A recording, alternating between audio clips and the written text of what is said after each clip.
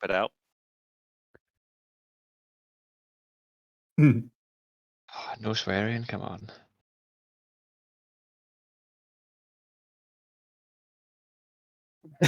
Jesus, What you shots? don't know what. So professional. That's nice. Oh, apparently I can't hear you. You have to Pretty swear soft. as soon as you turn your mic on. As soon as you get the mic on, you have to swear. It's not a Spelljammer one if you don't. I can hear. In fairness, it has been a barrage of swearing. It's just that the chat can't hear it. God damn it.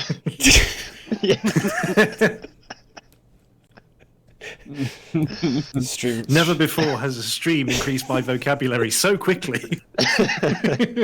Streamlabs. Hello. Welcome to episode 3 of Spelljammer Academy. Hot Shots Part 1. Son of a bitch. Right. There it is. There we go. Anyway. Screw it. Bring everyone on. Say hello, everybody. Right. Okay. Hello, everybody. So, yes, before we get into the stream, and before we discuss what has happened previously, there's lots and lots of stuff for me to go through, and I don't think I have a mod.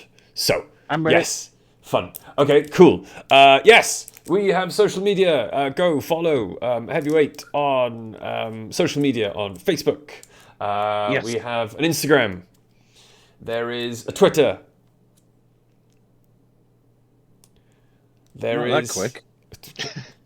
There is a Twitter. Yes, there is talks about a TikTok. Maybe. It's good though because he's putting the kids to bed, so he's not watching. But yes, please go follow on all the social medias. Please pop over as well and join our Discord. Discord, please, Tony. Discord. Come and join the wonderful, incredibly nerdy community, and no TikTok. He's back. You might actually end up as well on a stream on this channel sometime very soon. Yes, so we've got social media, YouTube.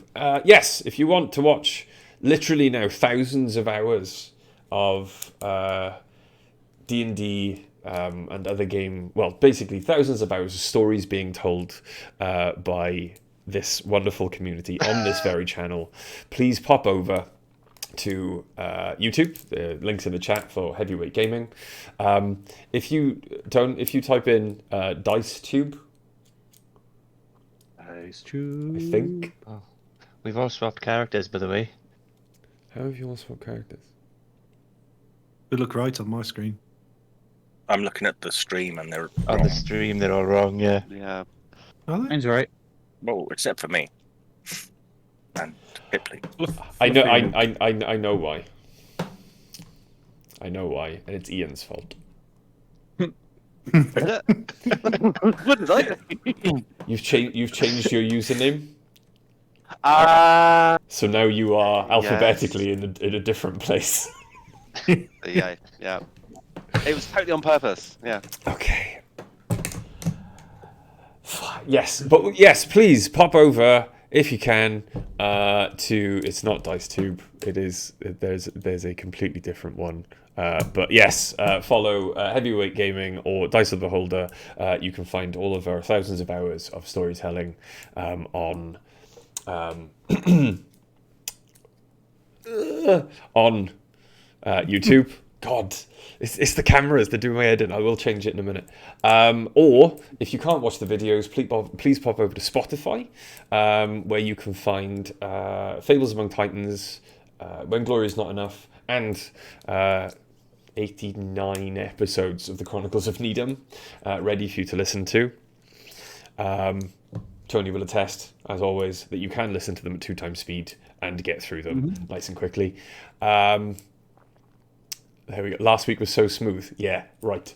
Am I missing anything? Sponsors. Sponsors, yes, that's a good one. Thank you. Yes, as always, we would like to shout out to the sponsor of all D&D and tabletop role-playing content on Heavyweight Gaming, which is Loki Battlemats, who are an award-winning UK-based TTRPG accessory creator. There are many books of Battlemats, little, big, and giant sizes, are full of amazing artwork to add an awesome backdrop to any tabletop game.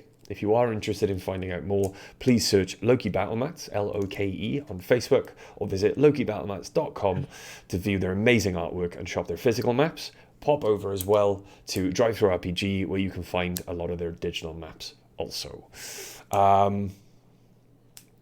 Second sponsor, officially a sponsor, obviously, we have Sirenscape. We thank them as always for the amazing atmosphere and music. You can add the sounds you will hear tonight and more to your games. You don't even have to download a desktop app anymore or mobile. You can just send a link to whoever is gaming at your table or online, and they can listen to it through their internet, whatever internet service provider they use. So, as always, please check out Sirenscape.com to find out more, because epic games need epic sound. This is a Heavyweight Gaming stream, and as such, you all get rerolls. Rerolls? Rerolls? Free Pepsi. We are not sponsored by Pepsi. Pepsi. However, Sneak, if you're watching, I'm in. I'm there. I'll have a word. I give him enough money. Yorkshire tea! Yes, please. But rerolls, yes. Do you feel sorry for the adventurers? Monkey face. Donate 200 bits, cheers, to give the party a reroll. They can't be used on the DM or death saving throws. They don't roll over to the following week. However, there is no longer a cap, so they can have as many rerolls as they like. Tell you what, your monkey face is getting better. I think it's moose. It's not Bisto. It's moose. I think it's moose, Tony. Yes, I, as the DM, can also earn a hero point or a reroll if you donate 500 bits for the moose. I don't know why. I wasn't there when this rule came up. But anyway, who wants to play some D&D? I think we're done. I think that's everything I need to go through. Nearly time to finish the stream, isn't it? It's taken that long. It has taken infinitely less time than it takes AD. That's true. But yes, right, okay, cool. Previously, on Spelljammer Academy Hot Shots Part 1, you all were introduced to each other, attending Academy for your first day, and went through orientation, where you were sent to explore the Academy yourselves, acquire your uniforms, any equipment you might need, and meet various teachers. You all then took part in a gymnastics assault course. Some of you did incredibly well, right off the bat. Others, it took you a little bit more time, a couple of false starts. In fact, an absolute false start. One person didn't get off the starting line at the beginning. But Yaz doesn't want to dwell. But yes. Want to revisit it. Exactly. Oh, wow. Hang on. Give me 2 seconds. Oh. Did I put myself too loud? Sorry. Only ever so slightly. Is that better? Yes, it is. Okay. Cool. Okay. However, you eventually then reported to Bosun Tato, and she, after... We didn't go over this last time, in fact. After asking one of you to report on how you all felt you did that day, instead of doing so, you ended up reporting on one of the other instructors,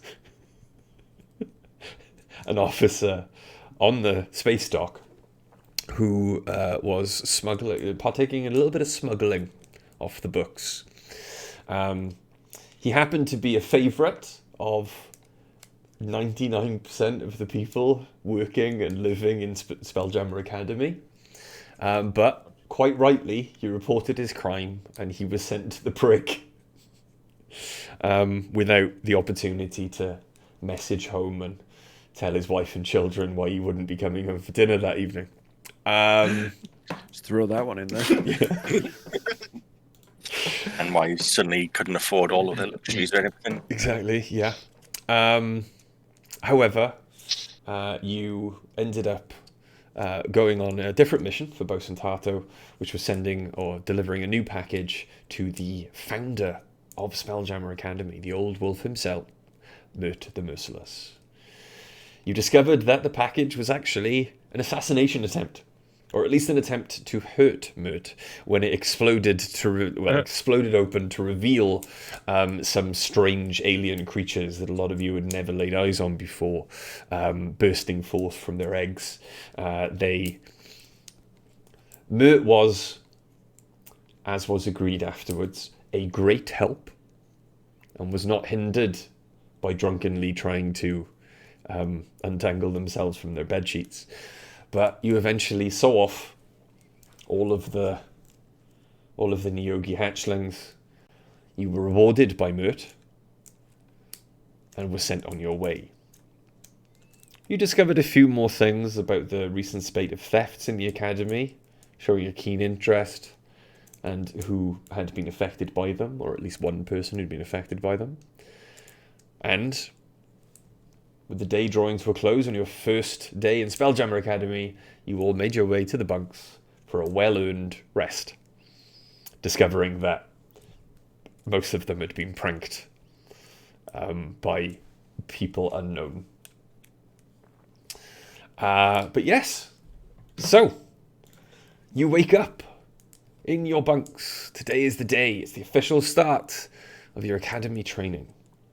Fresh from orientation, you and your crewmates are to report to Setha Absigen, the Spelljammer training officer.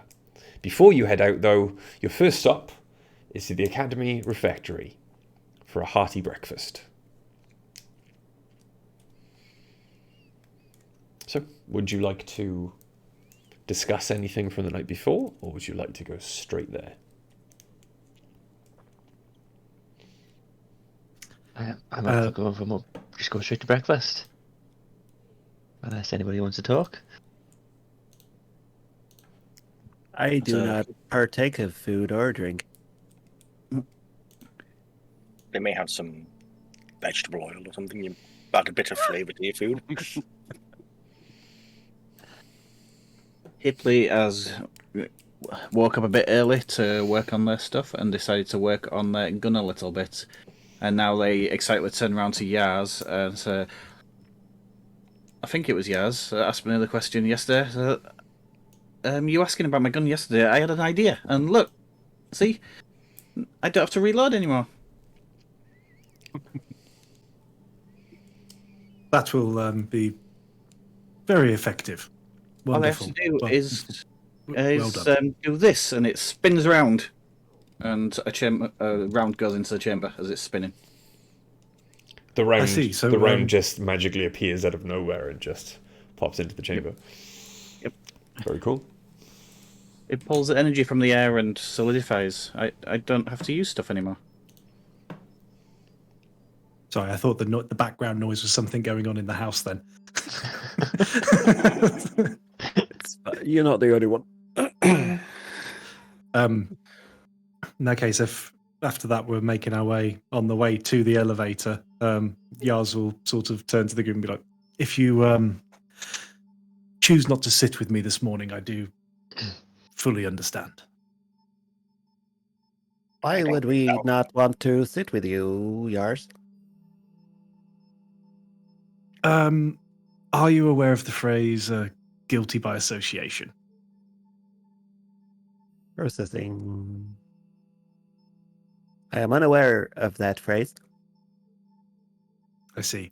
I have done something that can be perceived as a wrong to many of the officers and the crew of this station. And unfortunately, you will all likely suffer. Is that like snitches get stitches? I believe so. Although Oh. we don't really have stitches where I come from. It's sort of sealed. Honestly, I don't think that really matters now. I mean, they've all seen us together as a group and know we associate with each other, so whatever has or will ever come from this, it's, I think, already going to affect us, and we're a group now, so Yeah, just shut up and sit down. Yeah, and like grasses get slashes. Equal That too just is not one slap I yours have on the heard back. of. Equal just slap yours on the back and go, let's go make some more new friends. Yes, let's try. Okay. So you make your way, as shown on the map of the cadet quarters level, you make your way out past the other dorm rooms. The cadet refectory, at least, is on this level. And as you make your way in, you can see a large kind of dining area, many tables lined up. There are about a dozen other cadets currently sat at the tables chatting to each other or in a line waiting to be served food. You can see then the counter area. Behind it is a kitchen. There is steam, smoke billowing out of it, and standing on the other side of the counter is a large, wide, very stocky grey GIF. He appears to have a cigar in one side of his mouth. It is not lit. He just appears to be chewing it. Even as you line up to await food, you can see that the cigar, as he converses with other cadets as they move past, seems to be getting smaller and smaller and smaller and smaller as it goes further and further into his mouth. Is that Winston? Is that Ryback? I believe it could be. As You you told last night, wasn't it? We could just ask them. as you get closer, then, and the first one of you, who's first in line? Ripley's hungry. I'll run. Okay. Not me. I don't need nothing. Okay. Hibley's first in line then, and the stocky GIF is kind of looking down at the food in front of him, and as he looks up, sees you, and a big wide grin kind of comes on his face. Well, hello there. Hi. Pleasure to meet you. What's your name? Hipley. Hibley. Hibley. Yeah, That a family name, Hibley? it is. Yeah. You've heard of us? Stories. You're a new face. In fact, y'all are new faces here. Your first day, huh? Well, second day, maybe. First proper day. Orientation don't count, son. First day. You're a cadet now. It's your first day, right? Yes. So, I'm sorry I called you son. I apologize, little miss. Anyway, I'm Petty Officer Winston Ryback. I will be cooking most of your food. If you enjoy it, I welcome praise. If you don't like it, you'll be wanting to keep your mouth shut. Sure. What's for dinner? Breakfast. It's breakfast time. Well, it's pretty much the same as at all other times of the day.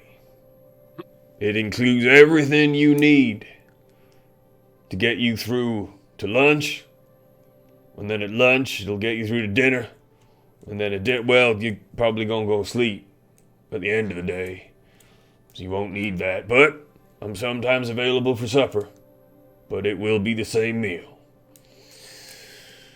I ascribe to the 4 basic food groups, which beans, bacon, whiskey, and lard. So, you can have beans, you can have meat, it's probably bacon, or you can have both. Both, of course. Good choice. And he hands you a bowl containing a smoky concoction of deep fried meat and beans held together with sticky starches. Now, I haven't named this signature dish, but the rest of the cadets have, and it kind of stuck. So, please enjoy a steaming bowl of gunpowder chowder. Nice. I've heard good things. Well, move along. The rest of your friends look hungry too. Though I don't think we serve their kind here. Racist, isn't it? He points at stats. I'm not trying. I apologize if I caused any offense. I was not trying to be racist. All I'm saying is, I don't think I have anything they can imbibe. Any oil back there? That's not a problem. I was just going to try and sneak extra for my colleagues. Oh, well, that's mighty cooperative of you. I like the sense of community you've got with this group of strangers that you've only known for, 24 hours? I'll tell you what, I'll give you a bowl of gunpowder chowder anyway, and whichever one of you enjoys it that much can have seconds. That is very gracious of you. And he hands you a bowl of gunpowder chowder. Ripley stomps off to the nearest free table with space. He hands everyone then a bowl of gunpowder chowder. Y'all come back when you're feeling hungry again, you hear? Certainly will. I've always found the best way to someone's heart is through their stomach. Or through the chest. Yes. Well, the chest has a lot of very difficult to break bones in the way unless you're incredibly strong. I still ascribe to the statement that the best way to someone's heart is through their stomach. And cholesterol. I was thinking more with a knife, but yeah, that works. There's a way through the bones if you're good enough. Well, I use this.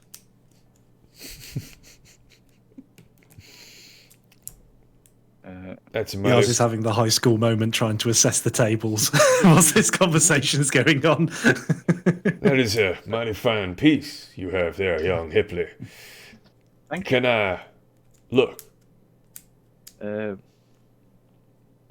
Pause a moment. Sure. He takes it in his massive hand and then very deftly spins it around one finger, does a couple of tricks in front of you, checks it out, spins it to reload it, smiles at you very appreciatively of the way that it magically reloads. That is a fine cider. Thank you. Still working on it. I cannot wait to see what you come up with next. It's still thinking on it, but yeah, thank you. If you have any more ideas and they come to fruition, you come show me. Sure. Do you carry yours? A look at his face falls, and a look of anger, terrifying anger, replaces the smile. I did, up until very recently. Is something happened to it?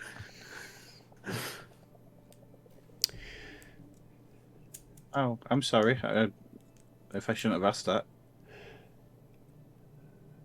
You may be aware of a spate of thefts that happened recently in Spelljammer Academy. We heard rumors, yes. The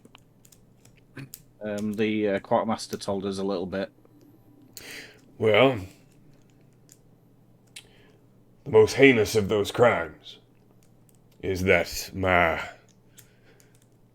own very beautiful, very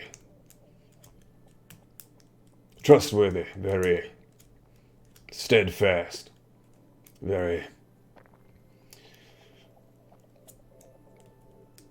irreplaceable custom pistol was stolen from my quarters.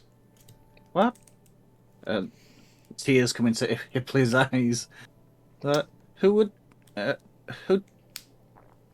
who touch your piece without consent? Who would do that?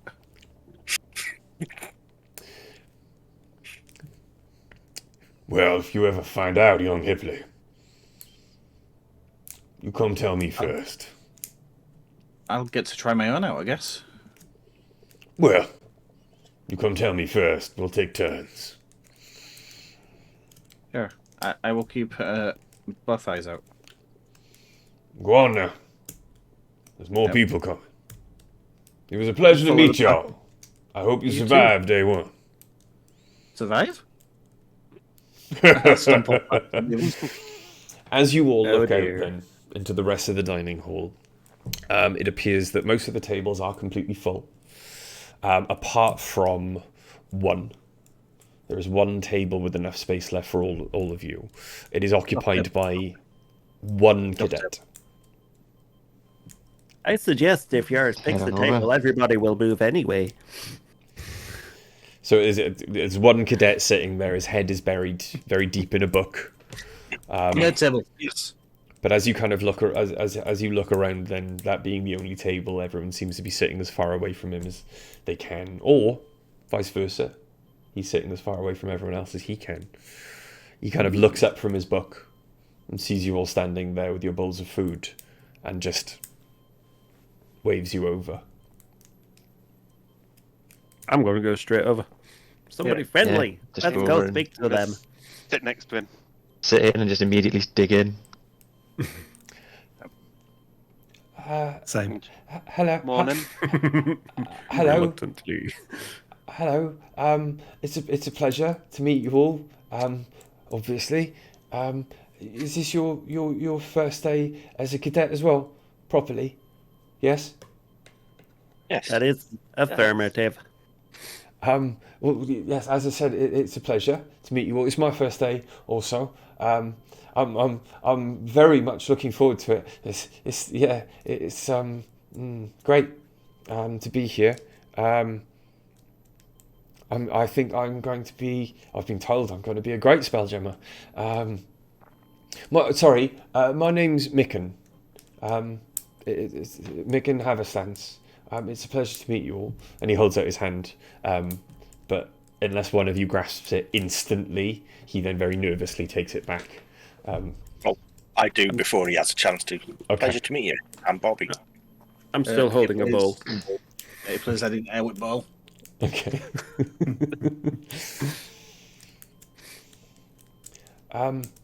What was your favourite part of orientation? Sorry, just do we recognise the name Haversans? I mean, it's quite a common name. Not from where you're from at all. Okay. He's a young human boy. He's a young human, late teens, early 20s. But Haverstance is kind of a common surname around like the Forgotten Realms, around the Sword Coast. But yes, it's you, Yaz. Absolutely no idea. Never heard the name before in your life. Sounds thoroughly strange. Understood. Sorry for interrupting. It's okay. Yeah, what was your favourite part of orientation? Mine was spelljamming. That Sether, Absigen looks, they are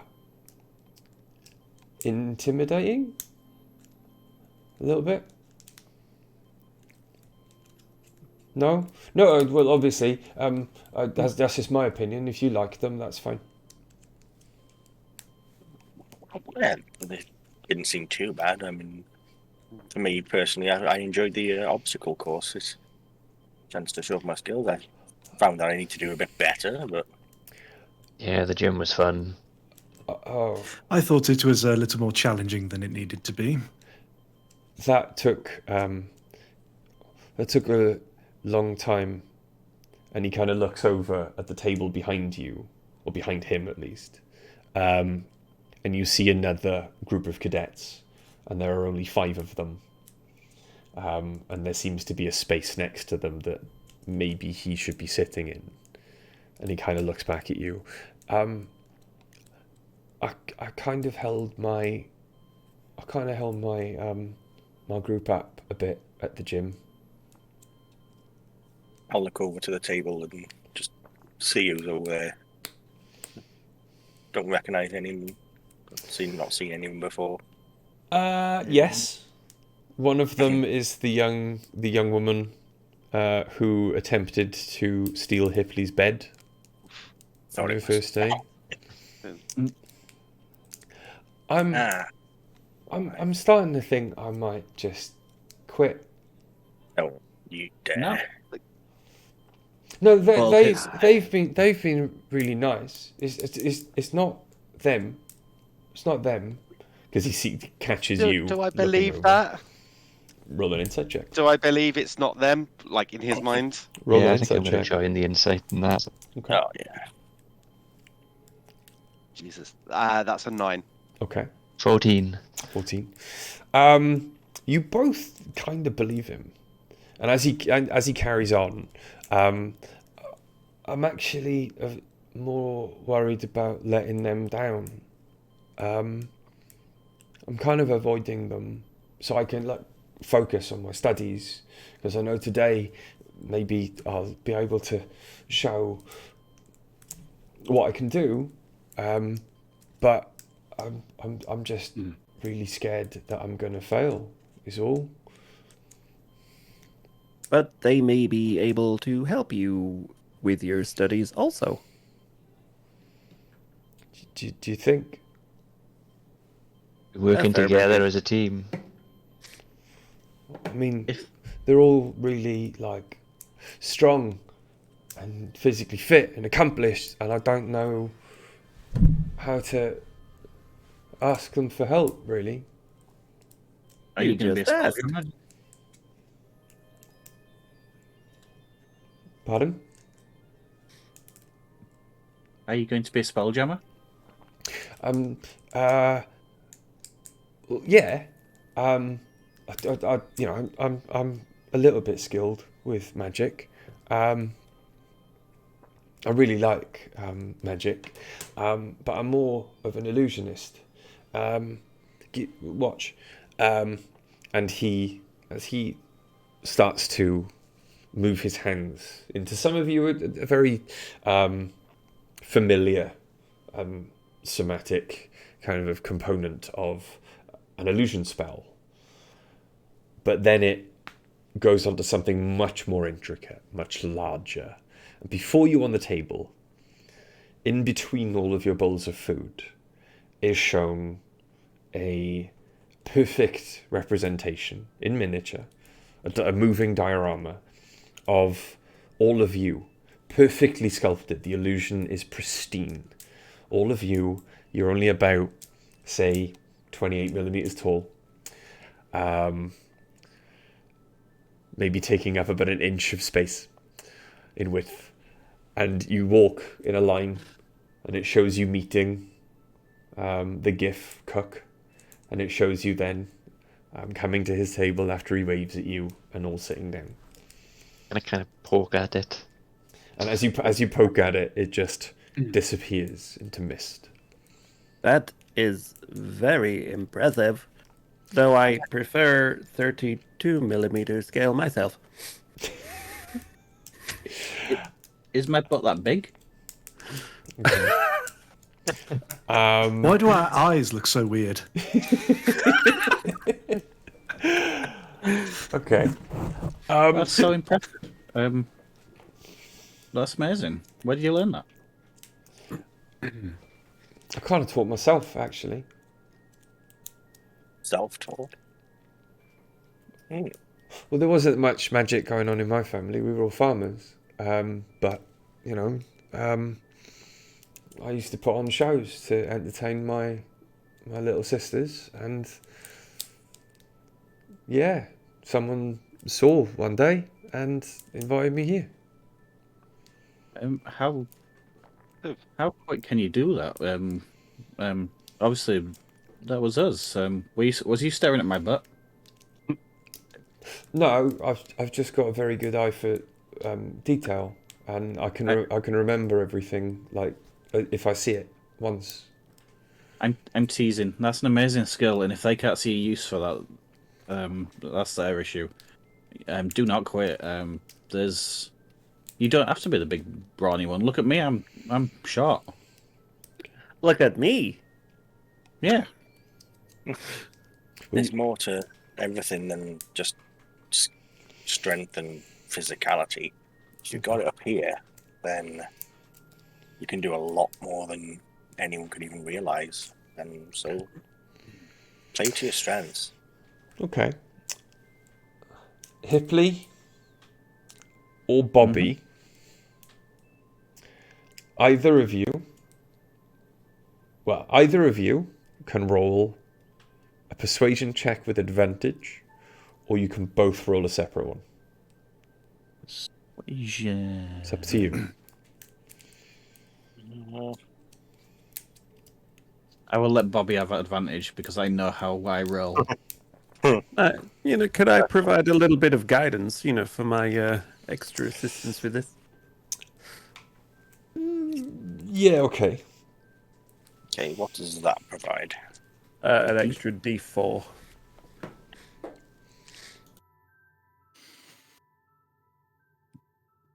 And I'm just going to hold out the ball and offer it around the table to anybody that wants the extra. That is a There you go. 17. A what? 17. 17. Okay.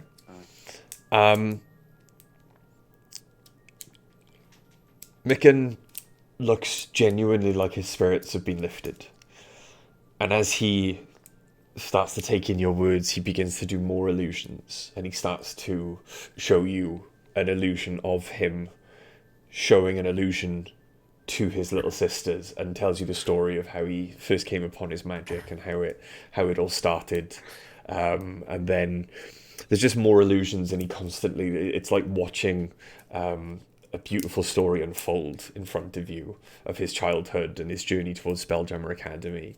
And there starts to be, as he starts to talk about Spelljammer Academy, there's like comets that come in out of nowhere, and you kind of almost duck out of the way as you see them out of the corner of your eye before you realise they're illusions as well. And it takes up most of the rest of breakfast time. But by the time Micken is then finished and he sees his crewmates get up from their table,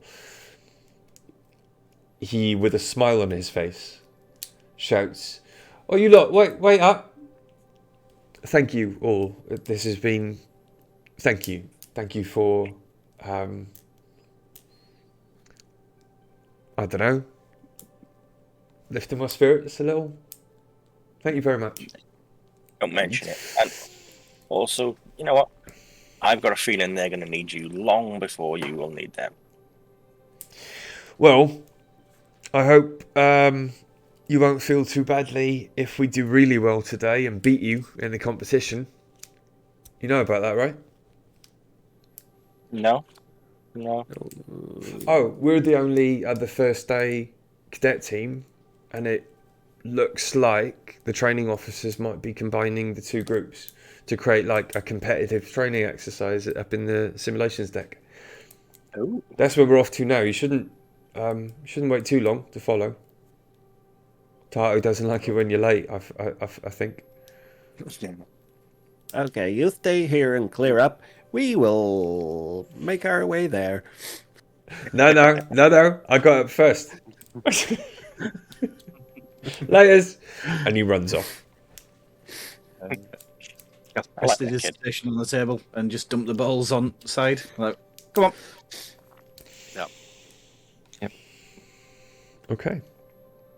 Even if people weren't finished eating, I've prestidigitated away. Okay. Okay. I know how to say it, I just don't know when to stop saying it. Yeah, I like that kid. I think I'm gonna keep an eye out for him. Yeah. Yes. With breakfast finished, then. Especially from that lot. Sorry. You would have potentially been more of a burden leaving. If you're worried about letting your crew down, why would you leave them a man down? Mm, Curious fellow. I do suppose anxiety is rational. no. Depends what Dave said. as well. I do not understand that concept, but I am willing to learn. You want to learn anxiety? I want to learn everything. Oh boy. Well, Wow. More input. Okay. I can probably help with that one. Where were we going? After, We're supposed to go see Sursa, was it? with breakfast dealt with, and remembering that 30 seconds ago you were told to go to the simulations deck, you make your way. Abidjan. Yeah, you make your way out of the mess hall and take the lift up to the main hall of Spelljammer Academy's simulations deck. As you arrive at the simulations deck, out of one lift, you see the team of cadets stepping out of the lift just moments before you. All of you gather in the main hall where today's training officers, Surtha and Bosun Tato, stand waiting. A few members of the other squad murmur excitedly, but a glare from Tato as she chews her cigar quiets them. Surtha scans the congregation with their silver eyes, and their stern gaze shifts to a wide grin. Well, this is going to be fun. Tato then steps forward.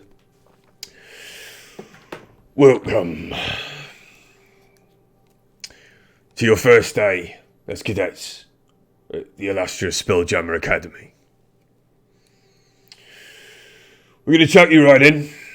Your first training exercise is test each cadet's skills and talents. It is also a friendly competition between the two teams of cadets, with each squad earning points that are tracked and recorded by us. Each team of cadets must first assign crew roles to its members.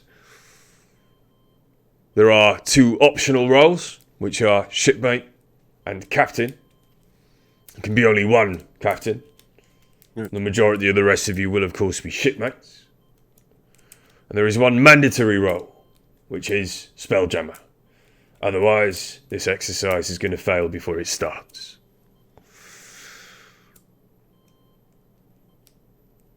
You get 10 minutes to discuss who is going to take these roles. Once you are done, or even if you aren't done at the end of the 10 minutes, I will explain the rest of the assignment. Go! Go, go, go, go, go! Huddle up. Huddle. I'm just going to stand there waving my arms like that. The other team of cadets moves off to one side, but you do see Mick and then kind of wave at you before he joins the huddle. I have. I hope we. Oh, sorry.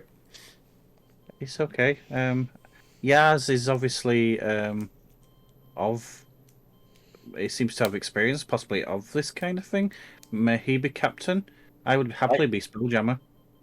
I was thinking that as well, just also to show some support for Yaz. Tato walks over. Tato walks over to you. Just to confirm, as Surtha said, I was being a bit too harsh. The captain, the person who assumes this role at least, is expected to give orders to the other crew members, who in turn are expected to follow those orders without question, unless of course those orders are fucking stupid. Someone who is a good speaker, someone who is inspirational, would probably be your best bet. Shipmate, they're the movers, they're the shakers, salt of the earth. Spelljamming vessels could not operate without them. They are the blood of that ship. But they're the ones who can move, the ones who can lift, the ones who are accurate. The ship's captain can, of course, if he doesn't get too high up on his horse, switch to this role if needed. The Spelljammer, of course, must have some kind of magical aptitude. And that's about it. That's all I know about spelljamming. Good luck. And he walks over. She walks over to the other group of cadets. I agree with Hipley. Especially since Hipley did better at the Spelljammer test. I hope we can beat them.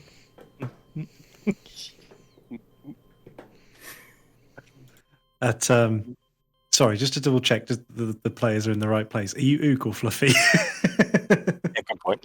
Fluffy. Fluffy. No, that's fine. Just double check. So yeah, I was just double checking. So Fluffy's well. comments, you'll see Yars sort of be a little bit seething. I Obviously, I interrupted again. I'm sorry. no, go on. No. Go on. Oh no, I've got obviously as a start of my sentence now. It's the curse of Discord. You can't tell who's speaking first.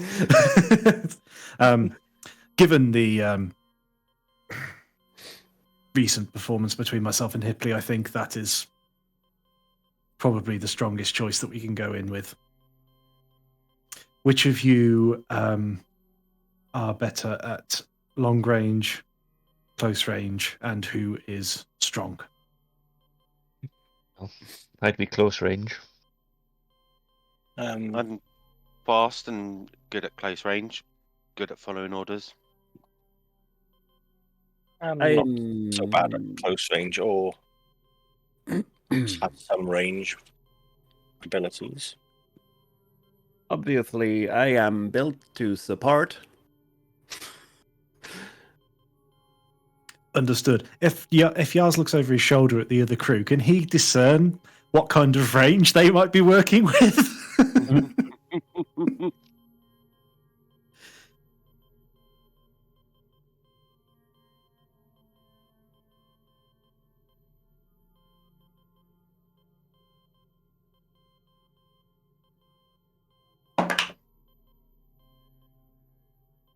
15. Doesn't look good.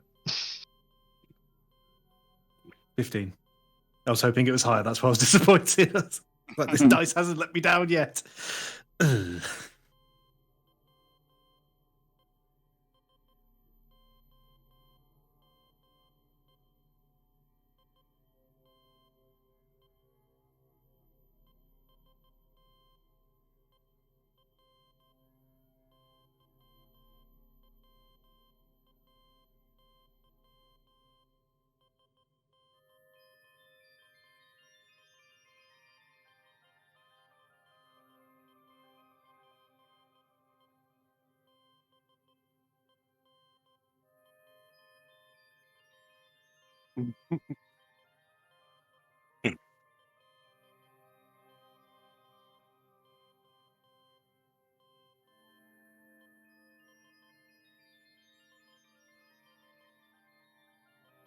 Mm.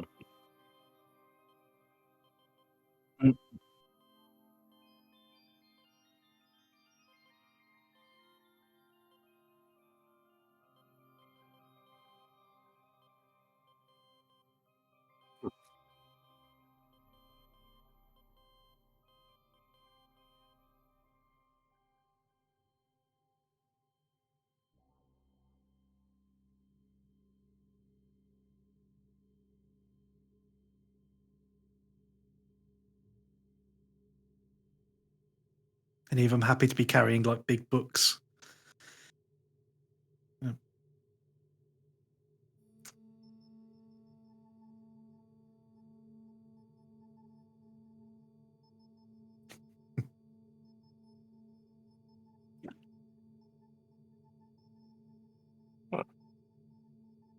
Okay.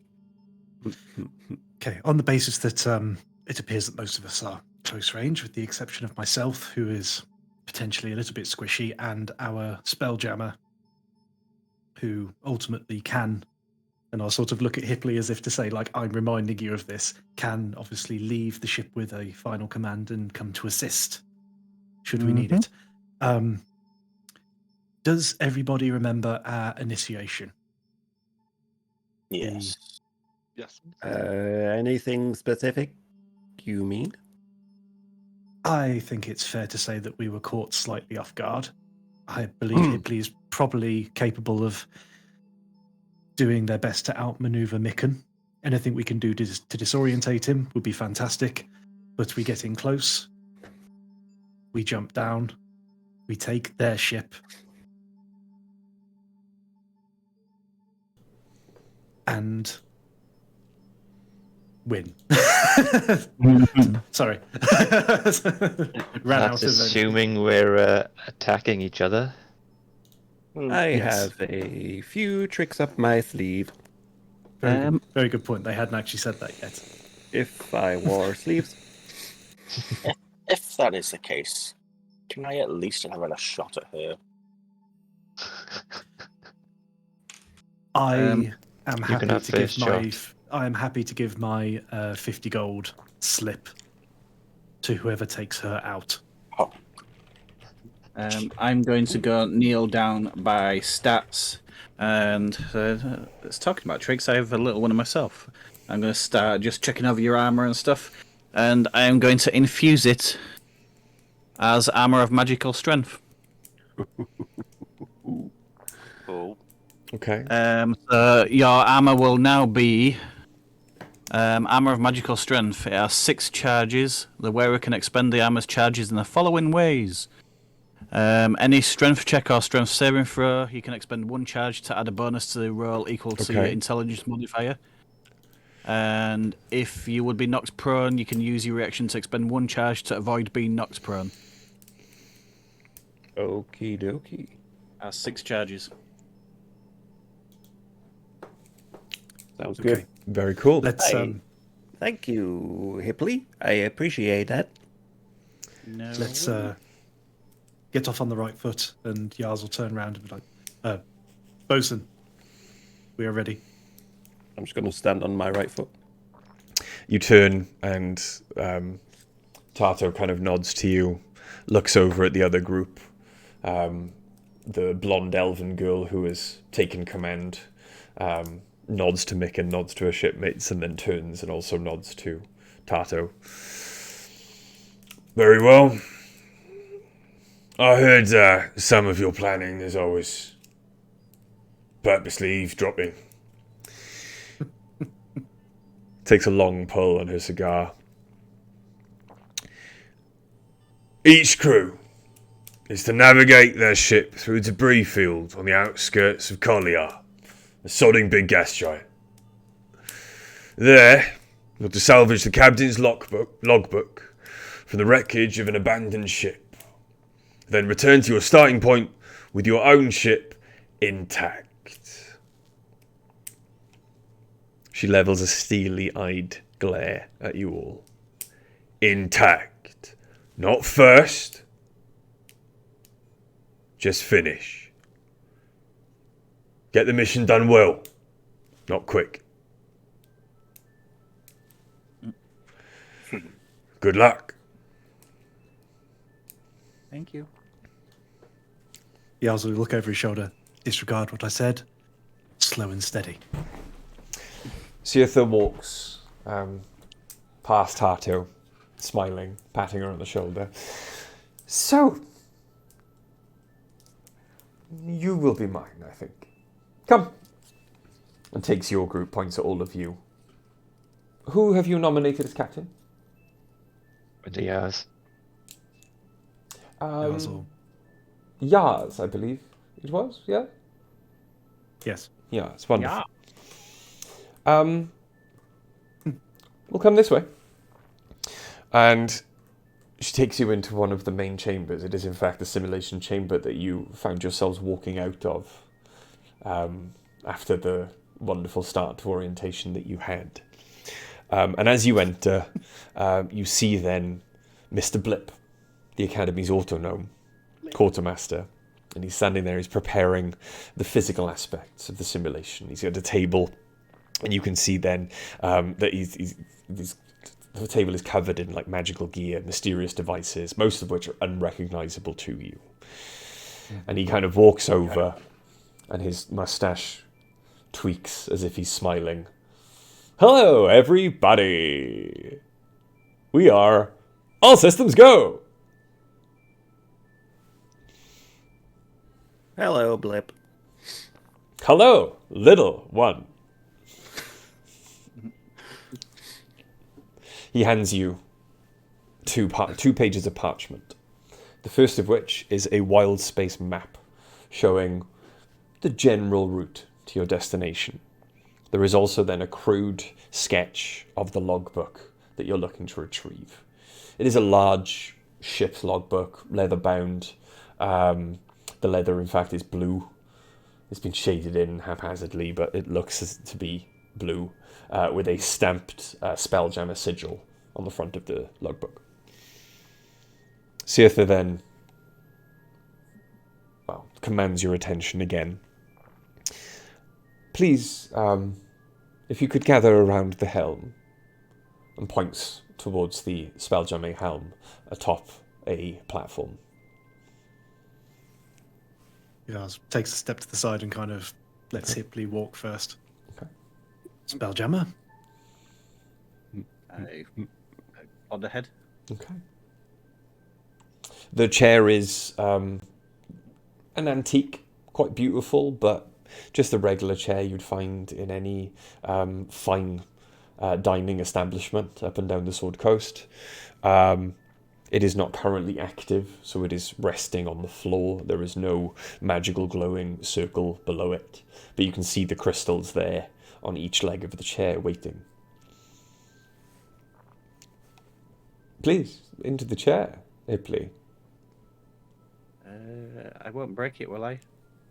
I promise you, you will not. Jump into the chair. Okay. You got this, Hipley. Sorry, did you say you jump into the chair?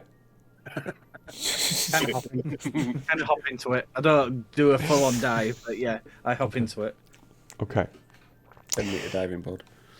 Seartha then steps back from the platform, holds their palms outward, and begins an incantation. None of you recognize it. It is in Draconic, but the words just meld together until it is completely incomprehensible to you. After a moment, the sigils scrawled along the walls and floors begin to glow brightly, intensifying as the training officer weaves this powerful illusion. Good luck, cadets. And don't be afraid. Though these illusions are realistic, thanks to my arcane prowess, they are just that, illusions. Blue-white lines begin to form around you, etching the shape of a ship deck around the platform upon which you all stand. The room then melts away amid an explosion of colours, textures and sounds that place you on the deck of a ship that is shaped like a gigantic hammerhead shark. The ship is situated in a very familiar place, and you see around you the skydock atop Spelljammer Academy, with scudding clouds filling the sky above you.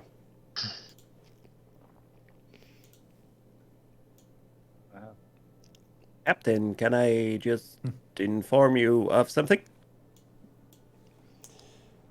Go ahead. I am particularly partial to navigation. Superb. If you stay close to Hipley so that you have their ear.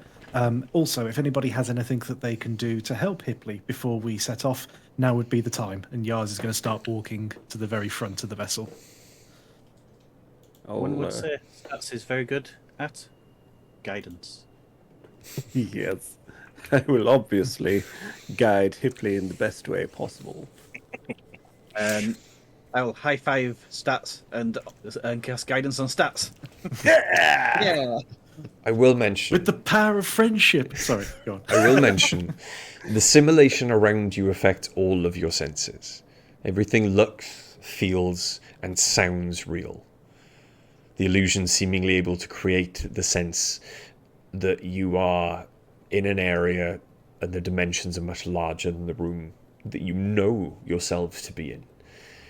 It feels like the distant horizon could be travelled to. The sound echoes in a way that the space is massive. However, you also notice, Yaz, just off to the side, there are quite a few dock workers now staring at you with disdain. They programmed that into it. Yars doesn't care.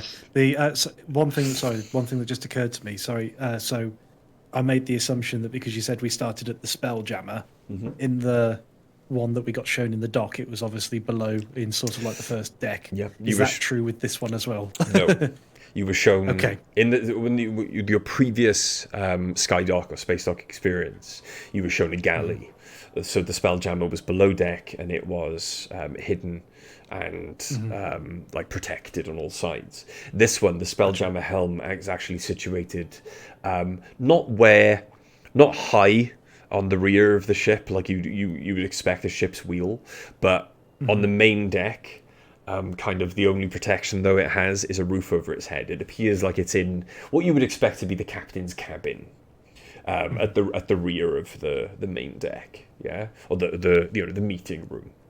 But it is there. It's got walls on all sides, but obviously, Hipley, you can see with your eyes right out the front. But now, as the simulation really takes hold of you, the chair below you begins to hum. And it does lift off the floor, maybe 2-3 feet. And as you look down, you can see then that there is a glowing magical circle around you. And you can feel almost like a sixth sense. You can feel the ship around you. Every part of it. See dead people. In terms of the rest... Sorry, go on, Hipley. I was just going to say, my ship butt's itching. Worth it. So looking out to the rest of the ship, obviously apart from the shape, the fact is the shape is shaped like a hammerhead. What else do we see? Well, with regards to what you see on the ship, there is one ballista that you know will take about 3 crew to fire it effectively. There are 2 mangonels which require 5 crew members to fire effectively. The hammerhead section of the ship itself, like the front, is wood reinforced with steel and gold. And it is beautifully made, beautifully wrought, picturing lots of sea creature battles. Possibly some strange... It looks like some giant leviathan in space, but you're not quite sure. You've never seen it before. However, you would assume, quite rightly, that the front of the ship can be used as a ram, if needs be. Nice. Okay. In that What case, are... Did it again. I take back what Yaz said originally about walking forwards. He'll just hand on Hipley's shoulder and just be, oh, sorry, no, we haven't actually looked at the bloody map yet, have we? I was going to say, what are our orders, Captain? You said about navigation. I'm going to give the map to stats. I'll just hold it upside down and have a look. Yars would be really good at this. Unfortunately, Tom is a feckin' Egypt and panics all the time. Like, I think I should do this. Okay. The map itself then shows effectively a huge circle which you come to believe, having seen lots of maps on the wall of the spelljamming training room itself when you visited Sirtha, this appears to be what wild space systems look like. Your planet is currently like earmarked on the map.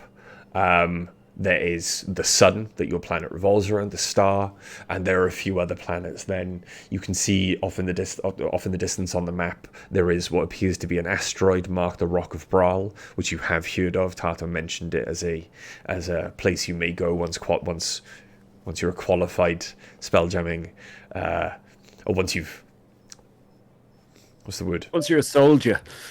What's the word? Graduated from Spelljammer Academy. Yes. I say we go rogue and just head straight there. Pirates. But you also see that Real. there is then your destination marked out, which, give me a moment. I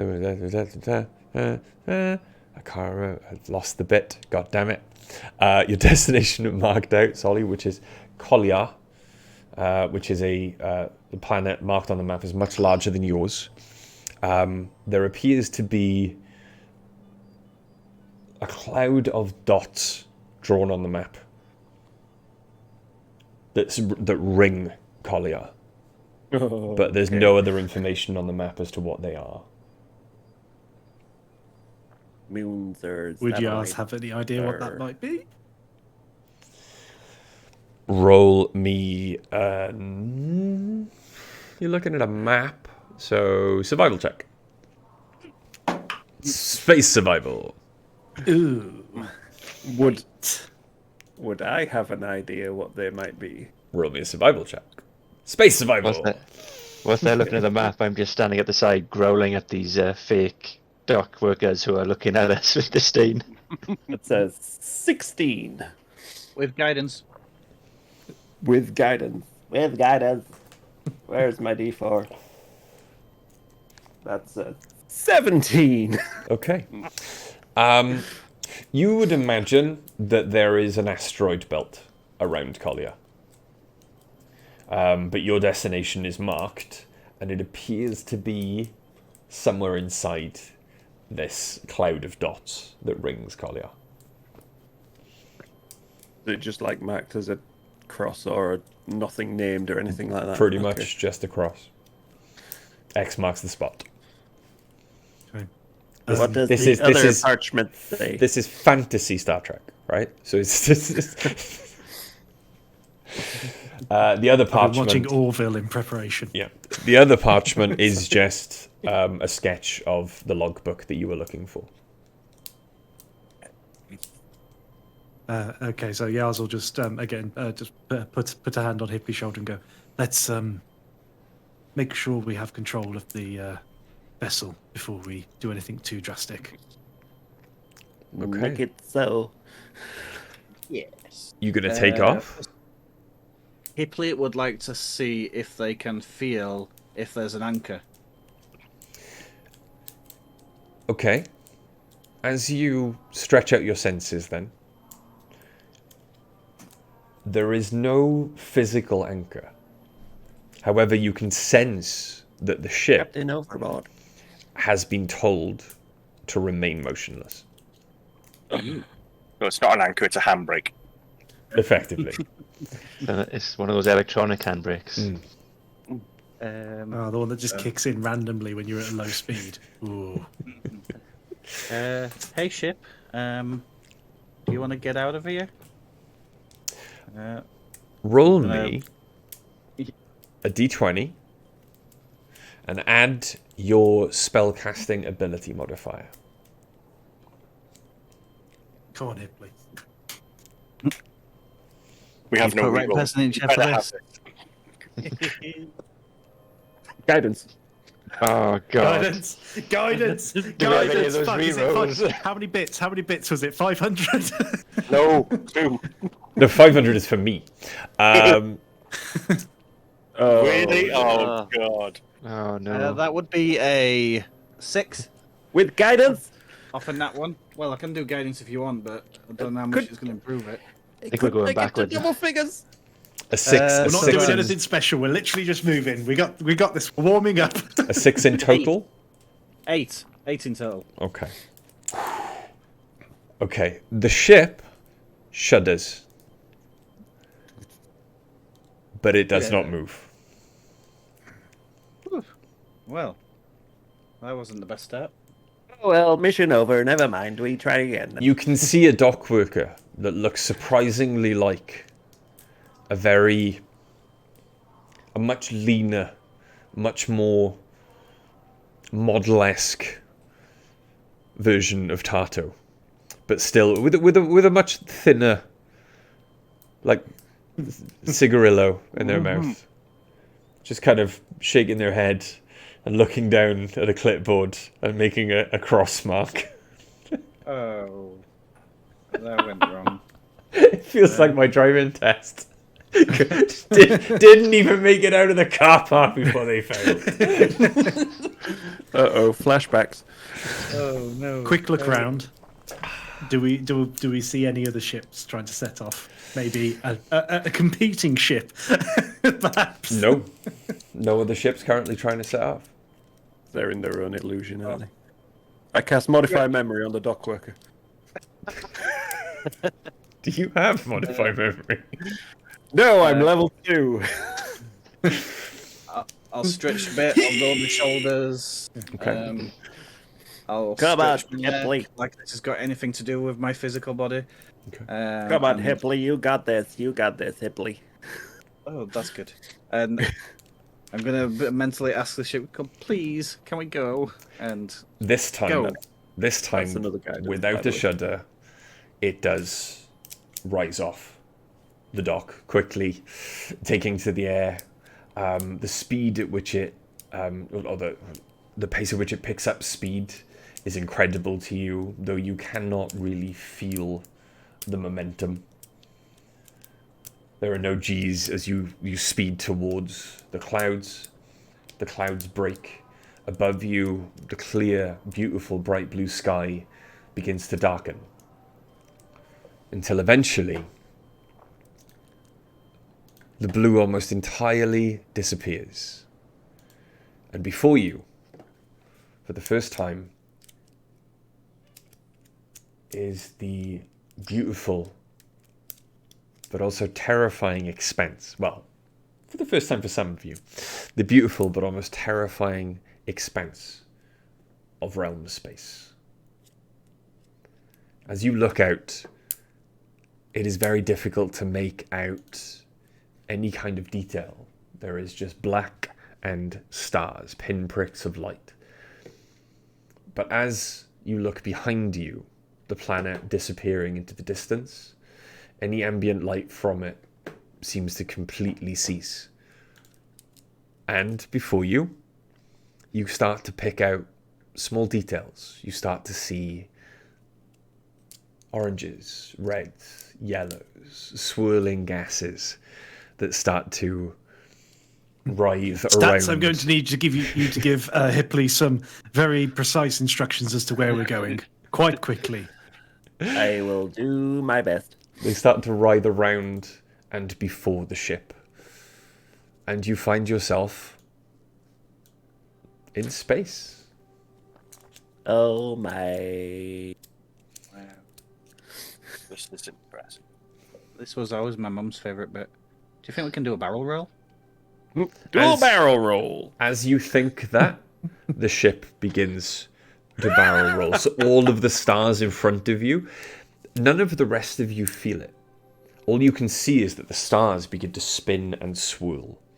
As the ship moves, so does the gravity plane you stand on. While there is a little bit of a shift, you feel yourself leaning very slightly as it goes. The ship very comfortably does a barrel roll in the void of space. That's Oh good to know. my. That is I'm disconcerting. What is more sorry to say this to everyone. Go on. No, I was going to say, More dis- what is more disconcerting is suddenly, over the side of the ship, comes a school of fish. Small, golden,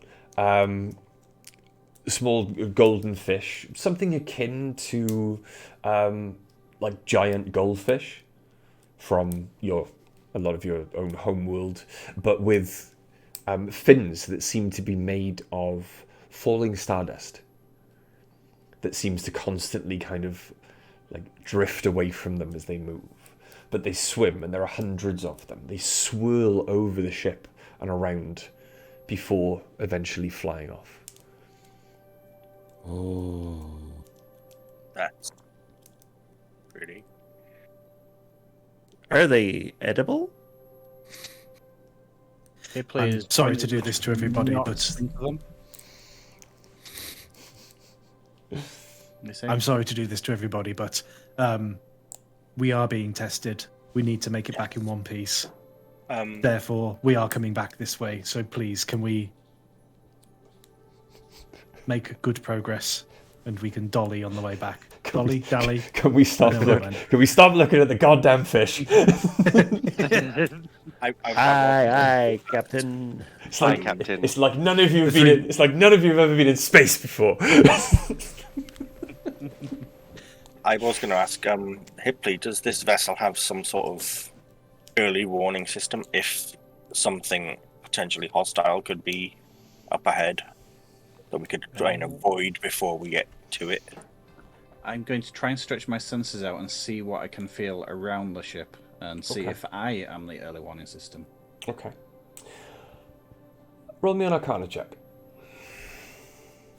This is going to go awesome. Just roll. Off. Arcana? Yep. You got it, Hipley. Guidance. I am your portable guidance machine. Light of the Navigator, yes. That would be a 10. As you stretch out your senses, then, closing your own eyes, trying to drown out the noise of your crew, your friends, and stretch out the senses of the ship, using this new sixth sense you've been given, you do sense the school of fish, the most familiar, like, point of contact to you now in this vast expanse of nothing. And as they move further and further away, you can tell they get to maybe 1,000 feet before you can no longer sense them in your sphere of influence. Anything more than that, you would have to eyeball it. I believe I am the early warning system. I can feel the fish to a distance, but you also have to keep eyes out for me, please. I will do that. Is there some sort of viewing platform, aka crow's nest? Yes. Such. Yeah, I was going to ask the same thing. Base crow's nest.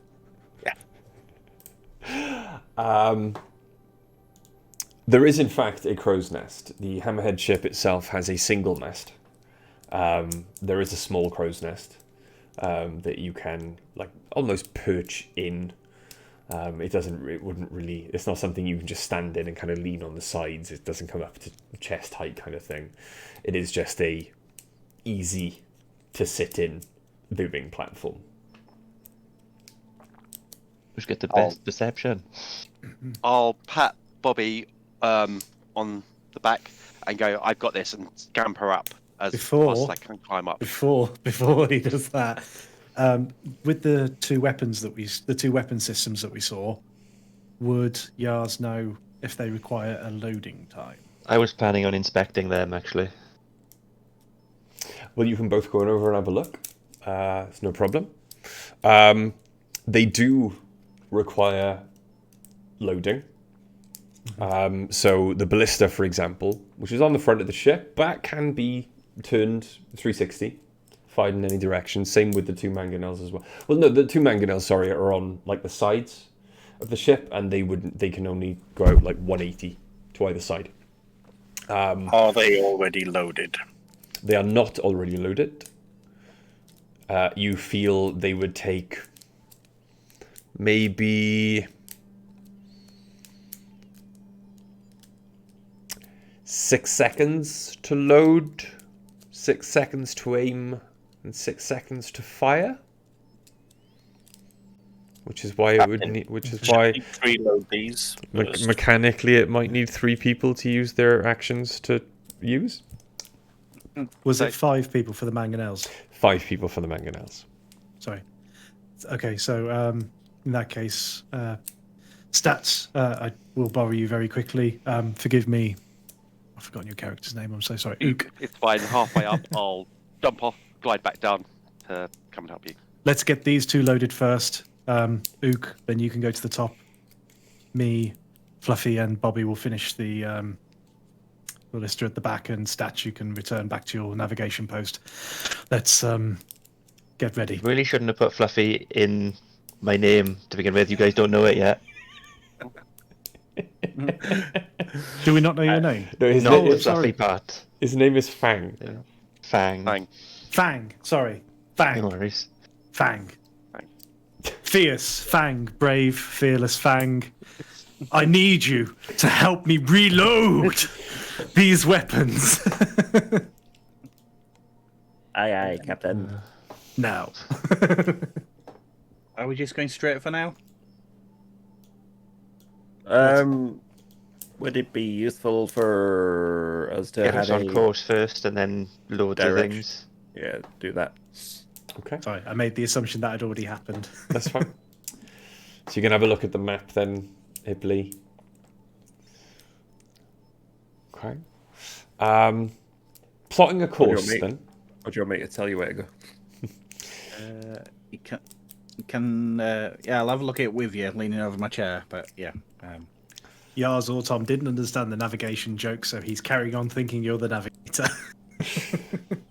Plotting a course then does require all of you. Okay. It requires the captain to give orders, to prepare the ship, to do a wild space jump. It requires the shipmates then to carry out those orders, and it requires the Spelljammer to implement the ship's movement. While you all rush about this, take a look at the map, prepare the ship, sort out the sails, the rigging, I would like the captain, please, to make either a survival or a persuasion check. Oh, that hit.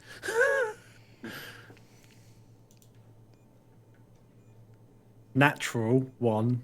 Oof. Persuasion 6. Okay. Yeah. Okay. so you're not Picard then?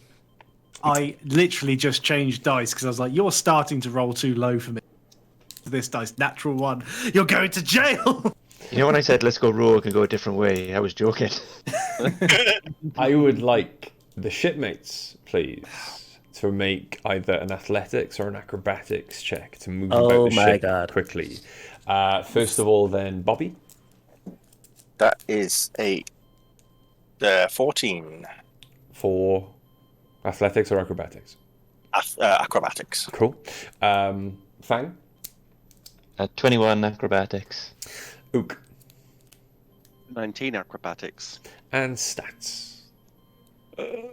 Do I get to use that armor of magical strength if I choose athletics? Oh no, it's different anyway, isn't it? But anyway, that would be a 4. Okay. All right. On average, I have the best crew in the fleet. And Not averagely bad. Hipley, I would like either an investigation or a survival check. Come on, Hipley. Ooh. Did you say investigation or survival? Yeah. I'll go with investigation, and that will be 23. Nice. Okay. There are a few arguments about whether the map is being held up the right way, first of all. However, you do eventually then make your way to what you can see. It is very far off in the distance. One of the stars looks much larger than the others. And with some of your knowledge of stargazing and traveling through systems like this before, you can identify this as a distant gas giant. And you make your way towards the ship. Your ship begins to accelerate to spelljamming speed. And that is when all of the stars become pinpricks and lines, and suddenly the colours, the oranges, yellows, purples of the gases of the void of space start to rush past you until you are travelling through a continuous portal. Suddenly, though, maybe after a minute, the ship returns to normal flying speed. In front of it, immediately, you can see a school of giant space eels swimming to the front and above the ship. Each eel discharging a bolt of lightning as it zips by. In their wake, as the eels begin to pass, a lightning storm. Clouds of nebulous gases shooting electrical arcs from the cloud to the ship, suddenly starting 2 or 3 fires on deck. Ooh. So, Captain, what would you like to do? Initially yell, "Put them out!" Roll me a persuasion check. Captain, help, my knee's burning. I think it's my knee. It feels in that area. That is 21. 21. Okay. Crew, shipmates, I would like you to roll me either an athletics or an acrobatics check to rush around the ship, putting the fires out with advantage because of your captain's persuasion roll. I'm going to say, are you sure I can survive these things? Unfortunately not. Acrobatics dirty 20. Nice. Yeah, same. Acrobatics 20. Nice. Ook. Acrobatics 15. Nice. And stats. 18 for athletics. Very nice. Oh, wow. You do manage then to rush around the ship's deck. Sorry, some of you rushing to get water in buckets, others rushing to get buckets that you know contain kind of sand and earth, and very quickly you do manage to at least stop the rest of the ship catching fire as you battle the fires and try and contain them to eventually extinguish them. Hipley, sensing a way around the electrical storm, I would like you to make me either an Arcana or a survival check to navigate it more safely and not damage the ship anymore. Survival or Arcana. That'll be a 17. 17, fantastic. You do see an opening in the clouds, and judging correctly, as you sail through it, an arc of electricity shoots from one cloud to another, barely missing the rear of your ship. But you do punch through to the other side of the cloud. There are no longer eels. You can see them flying off into the distance, dragging the astral storm behind them. And the ship is once more safe. Nice. Once the space eels are a safe distance away, the ship once more jumps to spelljamming speed. You rush through the void of space, colours swirling around you, until again, after a minute, the ship arrives at its destination. A huge yellow, red, and green gaseous planet looms in front of you. And it would be a beautiful sight, if not marred by the massive asteroid belt that you see circling the entire planet. Some of these asteroids, even from the distance you are now, maybe about 1,000 feet or so, even from the distance you are, some of these asteroids look like they might be on par with how big your own world of Tyrell is. Others, smaller, faster moving, possibly more dangerous, loom as well, as they all crash into each other, as they constantly circle Corel. So, as you attempt to locate the center of this cluster of asteroids in front of you, the ship that you are trying to find, and the logbook, there we go, to navigate safely through the asteroid cluster, Captain, I would like you to make me a survival or a persuasion check, please. 8. What would you like to say to your crew? Fuck. Is this Do we have time? Is this navigating? Yes. This is to what advice would you like to give them to try and get through the asteroid cluster?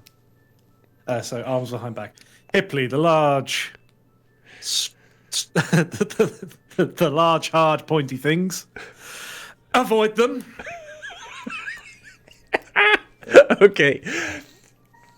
Shipmates, what would you like to do to attempt to help your Spelljammer navigate safely through the asteroid cluster? What, other than looking confused? I would. That order.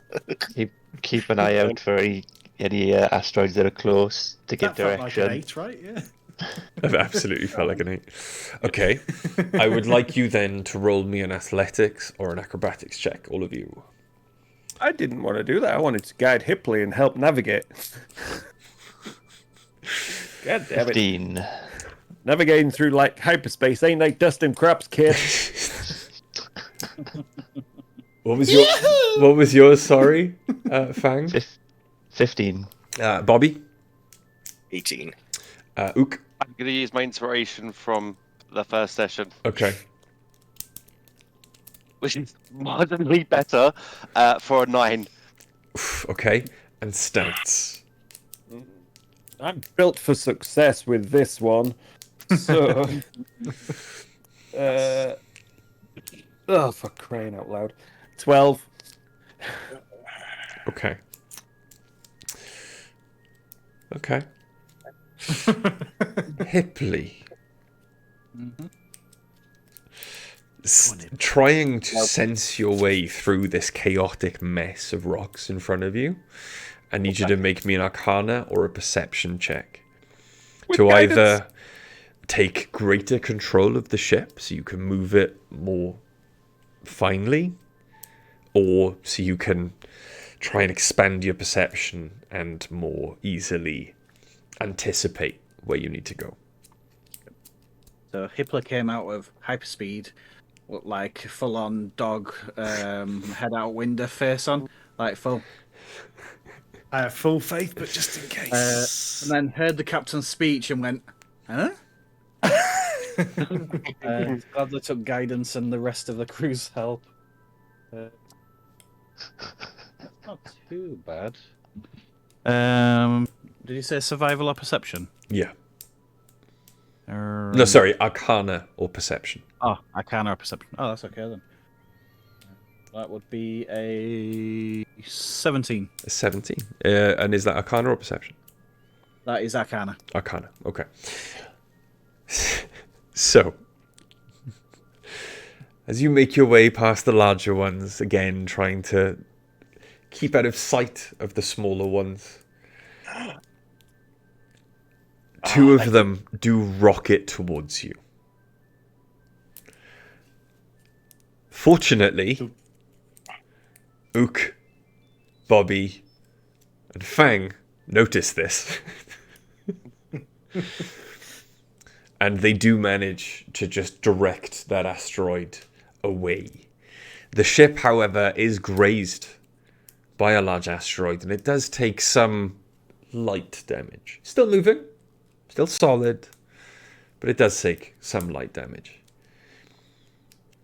Eventually, though, your ship does pass through the asteroid cluster, in the center of which appears to be a large ship.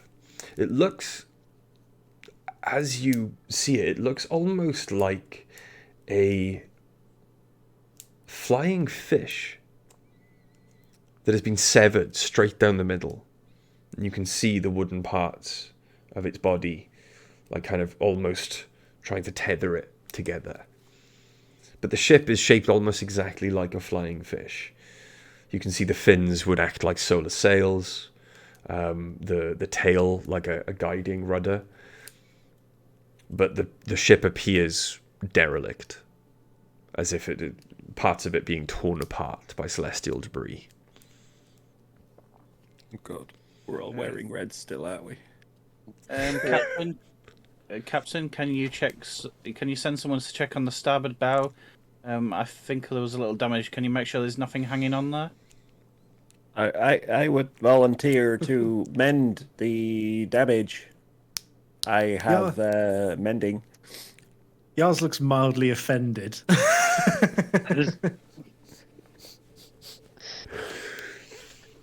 Thank you, Ripley. I didn't want to order people. I wanted to go through the correct as you channel. said, Stats. If you don't mind.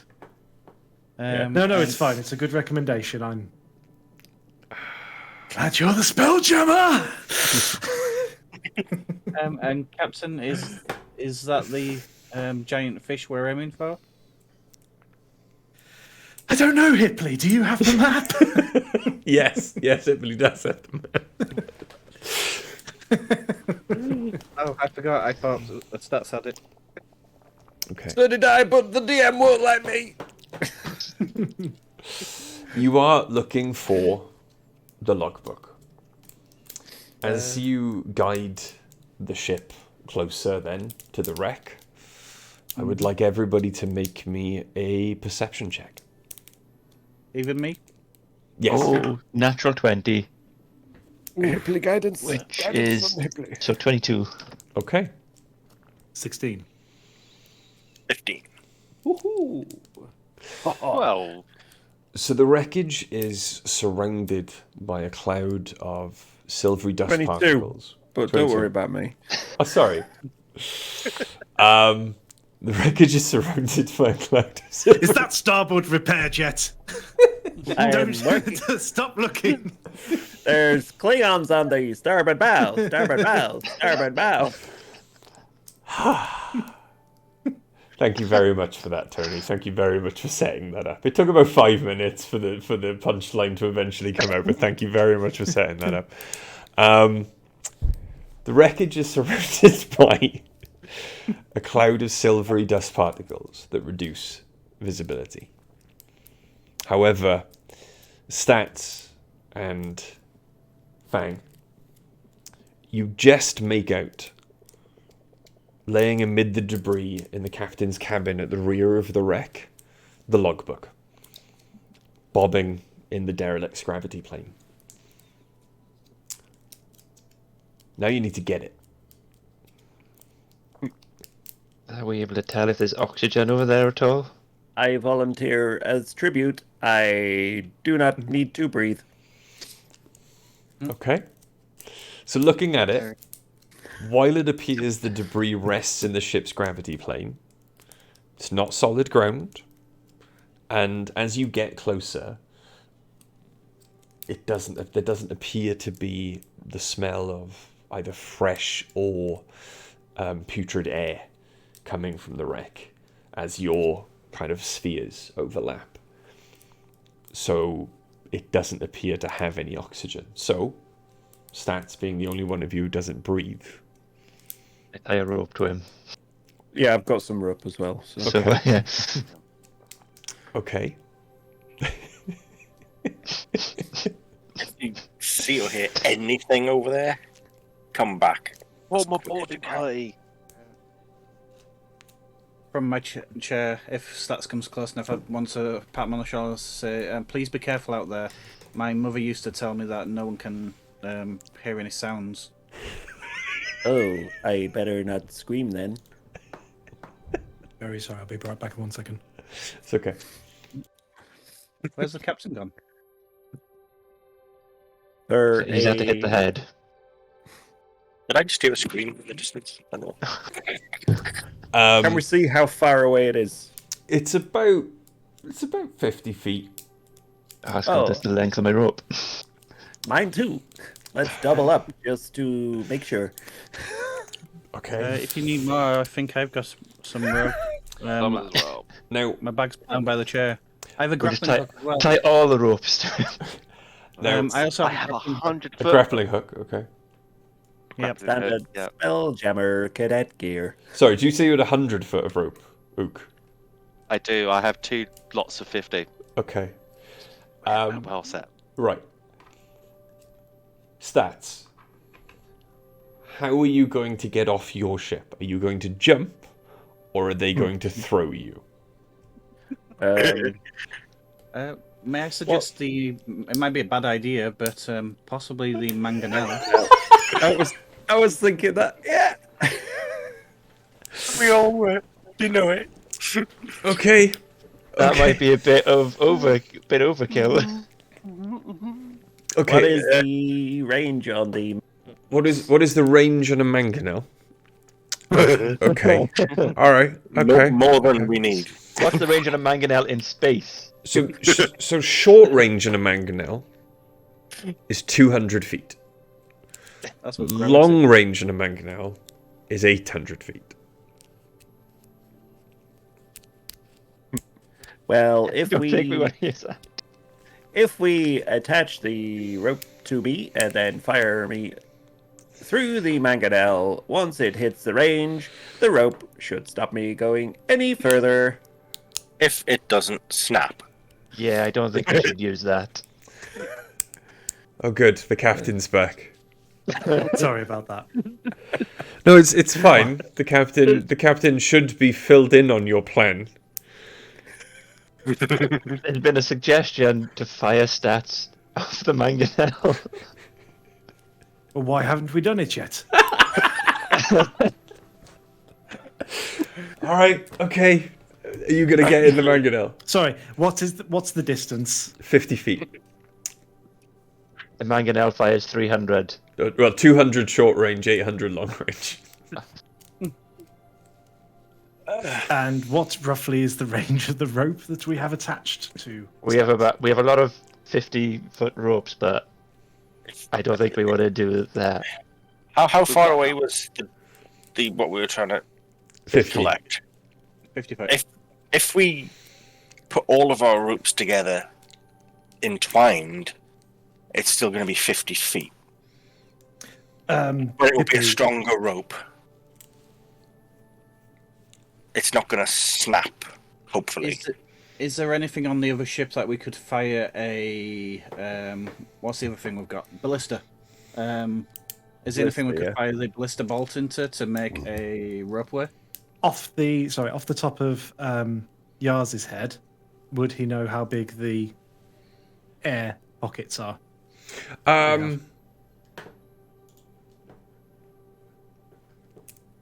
Roll Gravity me a. Could be an issue. Actually, I'll tell you what. Ignore that because it doesn't matter with this plan. Sorry. Okay. Hipley, would you position us above the other ship as close as you can without impacting it, please? I can try. Would you like me to go upside down so we're facing it? No, I would like us to keep it with gravity beneath us. Captain. The gravity may react differently underneath the ship depending on the level of the plane. Well, I'm assuming that Hipley would have thought of that and will at least put us deck to deck, so to speak. Decks touching. No, not decks touching. So, deck up here, bottom of ship, deck, bottom of ship. Okay. Do you move the ship? I'm going to attempt to delicately. I can't talk. Delicately. It's because of my big hippo mouth. Yeah. Delicately or carefully or some other word that I can talk. Steady as they go. Steady as they go. Hipley guidance. Yeah, I'm going to move above the other ship. Okay. or to above the hull kind of thing. Okay. Even if that means like kind of adjusting, so I'm facing the hull beneath us. Geronimo! Oh, I forgot the rope. Okay. Yaz. Oh, much better idea. You're just going to lower him, right? Looking to abseil. Oh, actually, that may not be a good idea. But in fairness, I probably wouldn't know that yet. So let's.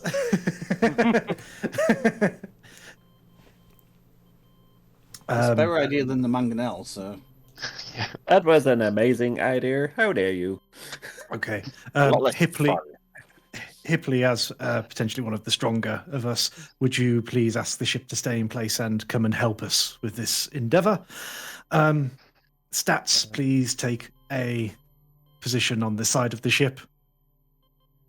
Affirmative. Ship, I'll- please stay still. Everybody like kind of and sort of like I'll hand everybody the rope and sort of get them to hold it and be like, Stats, would you please jump backwards for me? Featherfall.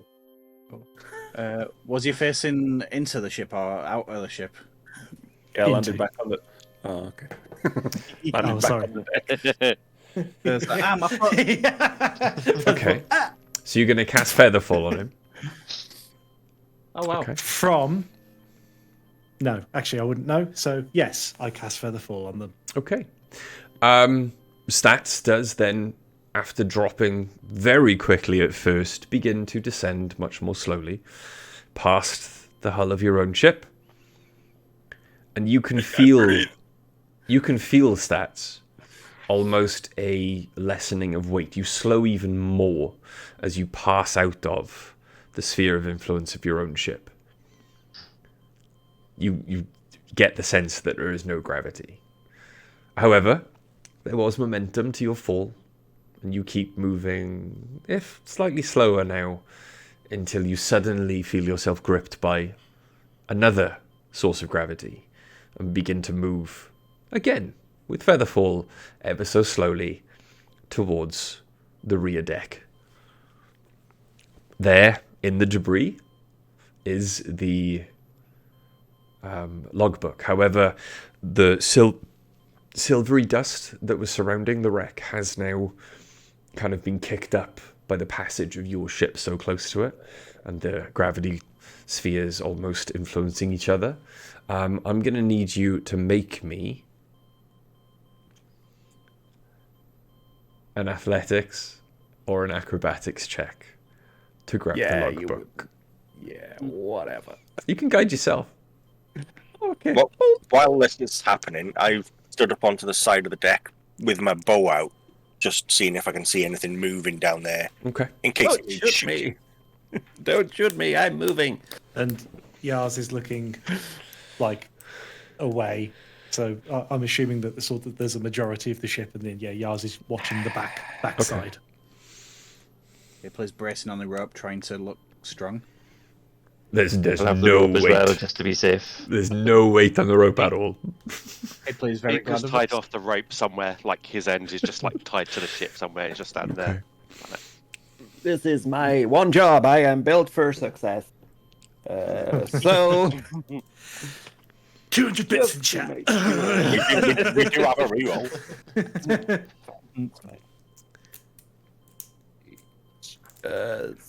17. 17. You do, even though your autonomic senses are kind of almost blinded by the silvery mist, but at the very end of the rope, your hand clasps around something. And as you kind of feel yourself moving out of the silvery mist, your vision clears, and in your hand is the logbook. I got it. Can I hear that? Can we see that he's got the logbook? You can see it, you can't hear it from this distance. I'm gonna start pulling. Yeah. Okay. Slowly. If they I don't want to need- build up too much momentum. If they don't need me to pulling back up, I'm still going to keep watch with my bow. Okay. As you make your way then back up through the gravity well stats, holding on to the book, you get pulled on deck. You have the book. You reach your destination.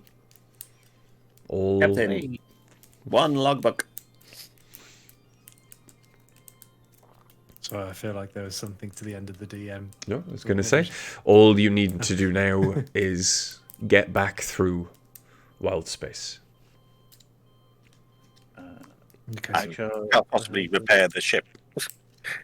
Mending. That was the important thing. We were to be undamaged. Intact. Intact. Actually, intact or undamaged? Intact. Intact. I wrote the word down. Let's go with both. So, you have to navigate back through the asteroid cluster. Yep, go jump back in my chair. Before we do this, though, Oh. I was going to say, before we do this, we're going to take a quick break because it has been about 2 hours now. So it's 10 o'clock. Yes, so please, don't go anywhere. Stick around for part 2. We're just going to go and take a quick bio break. We will be right back. See you guys in a bit. Yeah. In a bit. Space. Bye.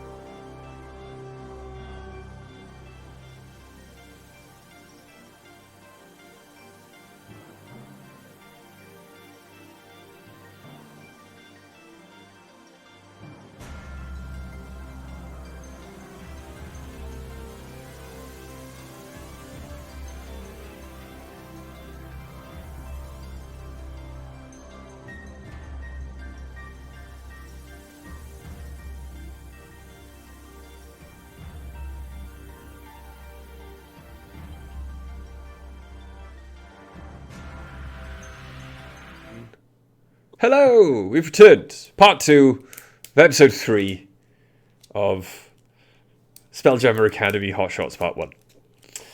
But yes. Part 3 of We're part almost in binary. Yes. But yes. So, where we left off, you had somewhat successfully navigated the asteroid cluster to find the logbook on the derelict and destroyed ship that you were sent to recover. You decided against catapulting your colleague off the ship using an actual catapult, and instead, after quick thinking by the captain and the careful use of a featherfall spell, lowered your colleague over the side instead, where they successfully recovered the logbook. So now, to make your way back through the asteroid cluster, which all this time has been spinning and changing, the landscape ever evolving, meaning that you get no advantage because you've done it before, I would like the captain to this time. How would you like to inspire your crew? Before leaving the wreck, having taken the logbook, it will be, I am very grateful, Stats, thank you. Forgive me for being so brash earlier. Let's all take a moment. Allow everyone to indulge the sight for 20, 30 seconds or so. Okay. Let's get back in one piece. And drinks are on me in the mess hall. I was there trying to remember the name of the tavern, and I was like, there's not a tavern, it's a mess hall. There is a tavern. There is an inn. We were there. Oh, what? There is in fact an inn. A merry old inn beneath Weeping the Milky Hill. Goddess. is a weeping goddess, yeah. Someone said that. Yep. That's the one. And there they brew a beer so fine. That then. So, okay. So, I've lost the moment. There's no Sorry. point trying to recreate it. I would like you to make me a persuasion check, please. You offered to buy beer, shouldn't it be with advantage? I was going to say, obviously, not an advantage because he couldn't remember the name of the tavern.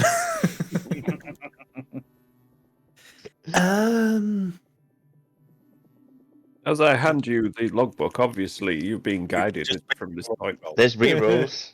There's rerolls. We have 2 now. Do we? Yeah. One of them's for me. No, do you know what? If you read it properly. The dice are telling a story this evening, and I have rolled a 9. Okay. Okay. Yaz's first experience as captain is a learning curve. Shipmates. Readying the ship to get it ready to try and go through the asteroid cluster again, trying to watch out for any little asteroids that might come a bit too close. I would like you to roll me athletics or acrobatics. And mending any minor damage that may be around. Under promise of booze. With You the know what? mend- I'm going to use that inspiration from the first session. Okay. I'm okay. Dirty 20. Oh, I nice. can do much better. Nice. 12. Ook? 8. 8. Stats. 11. Okay. We're Help not me out making it here, back. guys. Come on. There's re-rolls. That's an okay average, surely. Hipley. Mm-hmm. I would like you to make me an Arcana or a Perception check to again try and weave your way through. You can do this, Hipley. Which dice do I use? I will help guide the way. Definitely one without a 1 on it. Yeah, that one I'll that's use all 20s. I'll use a D100. Yes. You'd still roll a 1. Yep. Oh shit, it bounced out a thing. That's an automatic 20. Well, I'm glad it bounced out in a way. 16 plus guidance. That's an 18 plus. Did you say Arcana? Yes. Yes. 18, 21. Okay. Yars feels like proper corporate management right now. I have a rough idea. Let's maybe do this. Everybody. Sorry. Okay. Moving forward. Having mended the minor damage taken previously, then, stats, you are unfortunate and just hang your head as, despite everyone's best efforts and some fantastic piloting from Hipley, some wonderful rocks thrown to try and deflect smaller asteroids as they hurtle towards the ship, one does get through, and again, the ship takes minor damage on the opposite side. Oh. There is, unfortunately, though, as you clear the asteroid cluster, no time to repair it. As your ship steers clear, another ship appears. Its sleek frame is painted in a wild shade of pink, and it looks as if it's been designed to resemble an immense squid, with tentacles coming off the front of it. Starlight reflects off the ship's hull, illuminating two turret-mounted ballistas rotating slowly to face your ship, with Githyanki pirates manning them. Hipley, down, down, down, down. Oh, dancing. Down, down, down. Okay, so There's Gith on the port side, port side, port side. give chase or battle. Oh no, sorry. Are you going to run away Definitely run away. or battle? Give chase, Captain. Give chase. Those who fight and run away can run away another day. Run and fight, Captain. Captain? Hang on. I'm sure Yars would be very decisive, but Tom is currently conscious that he's holding the balance of 6 of the characters in his hands right now, and he's mildly panicking. This is why I work in marketing, not in the army, goddammit. Let the chat decide. It's a simulation.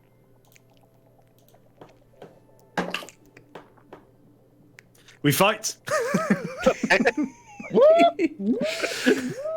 We fight! Okay, and there we go. And this decides. Shields up. Red alert. Hipley is going to get a coin out of their pocket and cast magical tinkering on it to make an alarm sound, and then flip it in the air, and it's just going to go. How far away did you say the ship was? It's about 500 feet.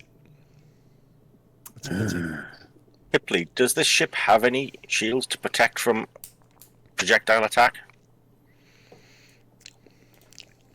Do I feel any shields? You do not, unfortunately. I'll cast Shield of Faith on the ship. Yes, no? A little bit too big. Yeah, Yars walks forward. It's us, Bobby. You're you're potentially the best long range. Whilst Hipley is busy, Hipley keep us moving. Everybody else prepare to deflect anything that is incoming as much as possible. Stats, protect, Spelljammer. Which side is everybody Completely on? drop the accent because I'm fucking panicking. Which side of the ship are the most people on? Because the mangonels are on the side, aren't they? There's one on each They're on the side side. of the deck, so you can easily get to them. However, I am going to need... Bum, bum, bum. Where's that gone? Scary music. Okay. So, we're going to use the initiative variant rules, the Dungeon Master's Guide. I'm going to need someone nominated to roll a d20 for your group initiative. No.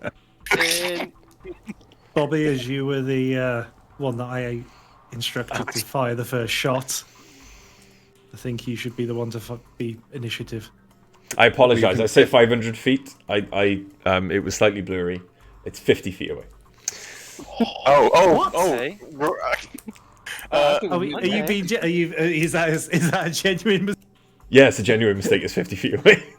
Okay. I think we made the right decision then. Same orders and cast Firebolt. Okay. Right. At the gunner, but I'll.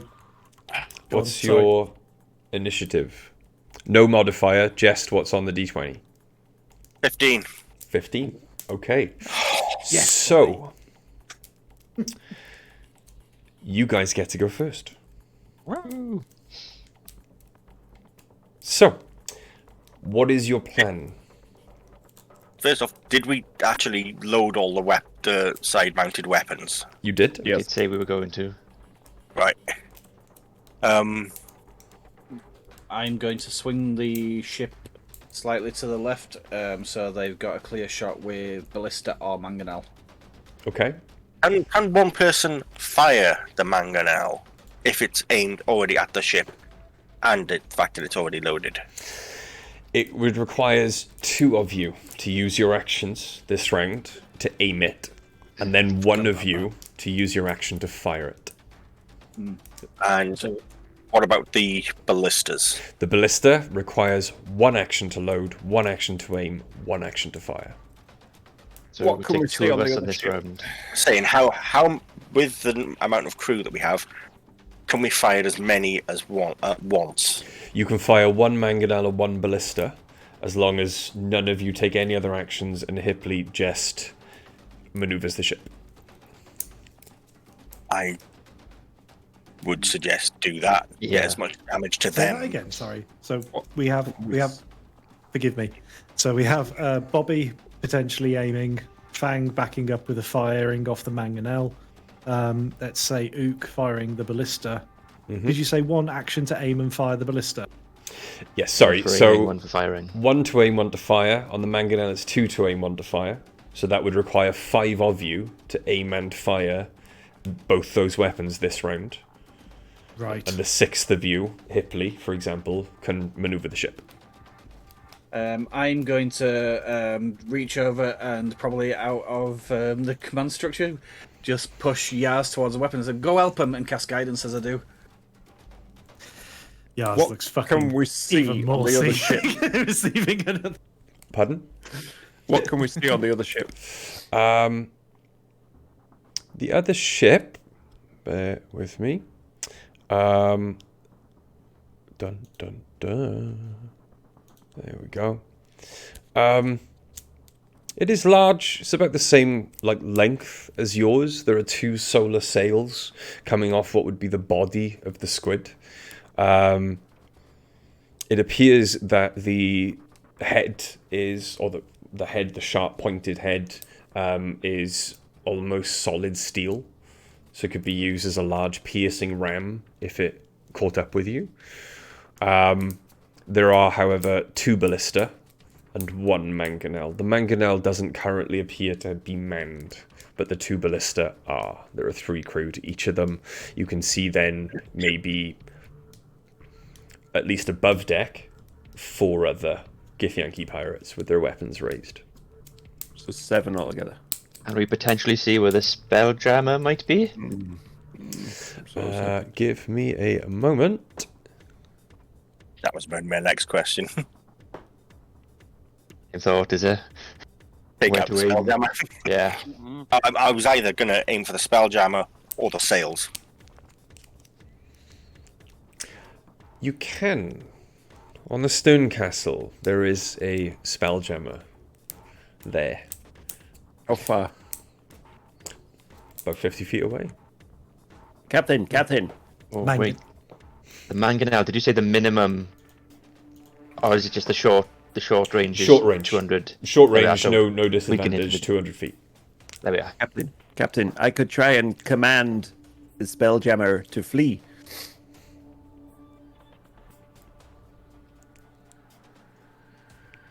Fantastic idea.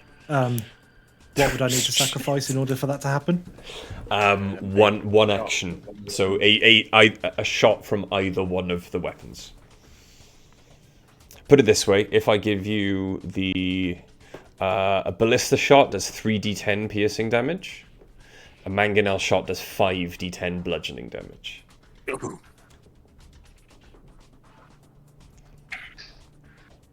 Ballista shot as a warning at the Spelljammer. Mm-hmm. We prepare the mangonel to fire at the sail straight after. Stats. You do what you need to do. Is this a warning shot or warning shot? On the basis this is an illusion, let's call it a warning shot. Gotcha. Okay, I'm going to need to know who is using their action to aim the ballista. As of us, I'm probably the best aiming at with ranged weapons. Doesn't 'Cause really. I've got The role is who fires it, right. but who is giving up their action to aim the ballista. Oh, right, okay. Do that. Ook. I'll Right, use my action to aim. You'll give up your Okay. action to aim, Ook. Okay. And who is using their action then to fire it? I'll do it. Cool. Okay. So it's a +6 to hit. And who are you firing at? The Spelljammer. Spelljammer. Okay. Straight and aiming for the face. Okay. That's a warning indeed.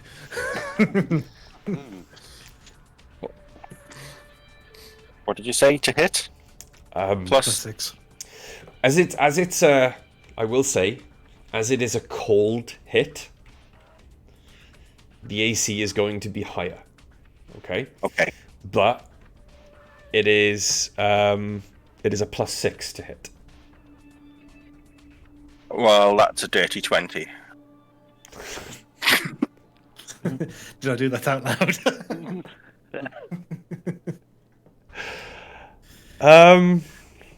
The Spelljammer now pinned up against the back wall.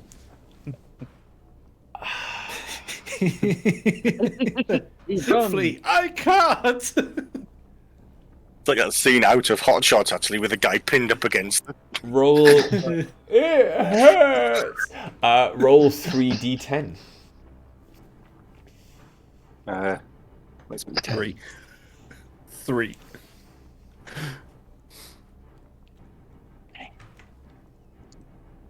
Can we assume Yaz and me are using our action to aim the mangonel? God.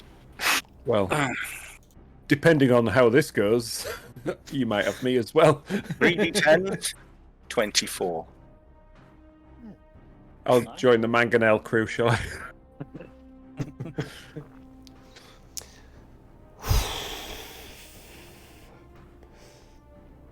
The ballista bolt, the size of a grown man, flies off Leaf in the wind. across the void, Yes. pinning the Githyanki pirate, who has a bandit stat block with 11 hit points, to the chair that he is sitting in. The chair itself falls as the magic activating it completely dissipates. As you see, just dangling on the other end of the ballista as it's punched through the Githyanki's heart, as it's just taken it straight out of his chest. And the ship, however, continues on its course straight towards you. Is it an action to maneuver the ship? It is. And I believe, Hipley, you have already said you're going to maneuver left. I was maneuver. Was it facing Alongside. head on? It was like it was coming in to kind of give chase behind you. Oh, behind. Yeah.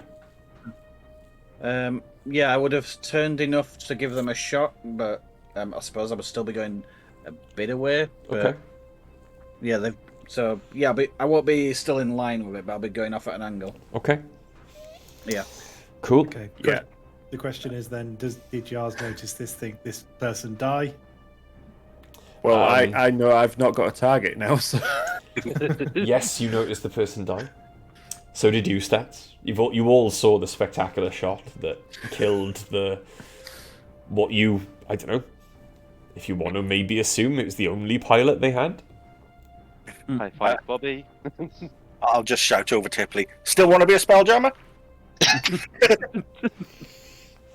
Well, we can't make them run away now. So what would you two like to do? What would the remaining three of you like to do? I'll go help him the mangonel.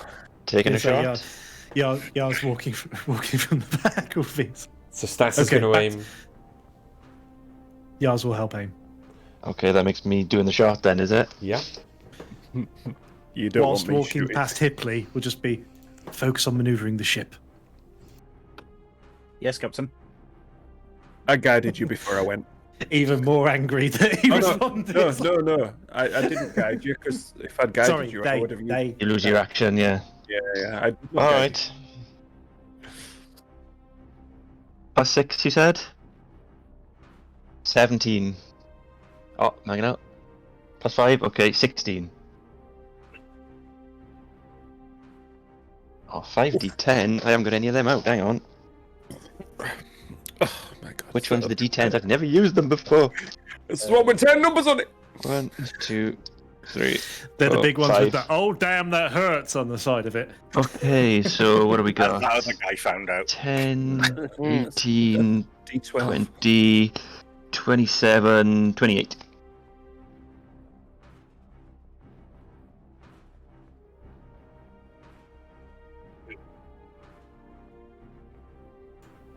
The huge stone then hurtles from the mangonel, crashing into the side of the ship. You see it start to list and move slightly, but it is still on course to where you were as your ship, you feel, begins to turn. It is now their go. Ooh, that got intense. So, 2 shots coming from their ballista. Oh, no. Okay, give me a second. There we go. Squid ship. There it is. So both ballista being aimed at you. There we go. That's caught. Aimed at who? The first one is going to be a +5, so that's a 12, misses. Noise. The second one is going to be a 24, so that does hit. Meaning that your D&D Beyond, it would be really handy if you just had the ability to roll dice. You didn't need to open any character sheets. You didn't need to open an encounter. You just had the ability to roll dice. Just saying. Love the website. Just saying. It's true. Huge fans, much love. Honest feedback. Yes. Is the dice button only up and on the character sheet? Or if you're running an encounter, it's the only time you can roll the dice. I just think it would be, if you click on My Dice, you can go into a dice rolling page. I just think it would be like a good addition. That's all. You could have like a little dice rolling tab. On the character sheet, they've got like a hovering dice in the bottom left corner. Be good if that was like handy all the time. All the time, yes. That would be cool. That would be very, very cool. But yes. If you're listening, D&D and Beyond. Also, However, sponsorship. Yeah, that'd be cool too. That'd be awesome as well. Also, like free content. Yeah. Sorry. Yeah, that'd be it. Your ship takes 24 points of damage. Ouch. Much health does our ship have? Well, if it hadn't taken an additional light amount of damage coming out of the asteroid cluster, it would have had 400 hit points. However, now it only has 366. Give me a second. 300 hit points. But then after that damage is rolled, it now has... Excuse me, you said light damage. Well, if you hadn't repaired it with mending, it would have been heavy damage, and you'd only have 200 hit points. There appears to be light damage to my vehicle in that one of the wheels is missing. I believe I will be busy on the Spelljammer Academy. So, back to top of the round. It's your guys' go. What would you like to do? Captain, orders! We still have one ballista loaded. One mangonel that's- loaded. Ooh, mangonel, even better. On the opposite side of the I ship, don't think though. we'd have the angle. You guys have one ballista, 2 mangonel. They have 2 ballista, 1 mangonel. And the Are they- 2 bullets. I would suggest we run now. Yeah. Evasive maneuvers. Captain Delta. People looks over his shoulder and sees Yaz. Oh, sorry, Captain. Just my advice. Okay. They can't follow us anymore. If you use your Full harness.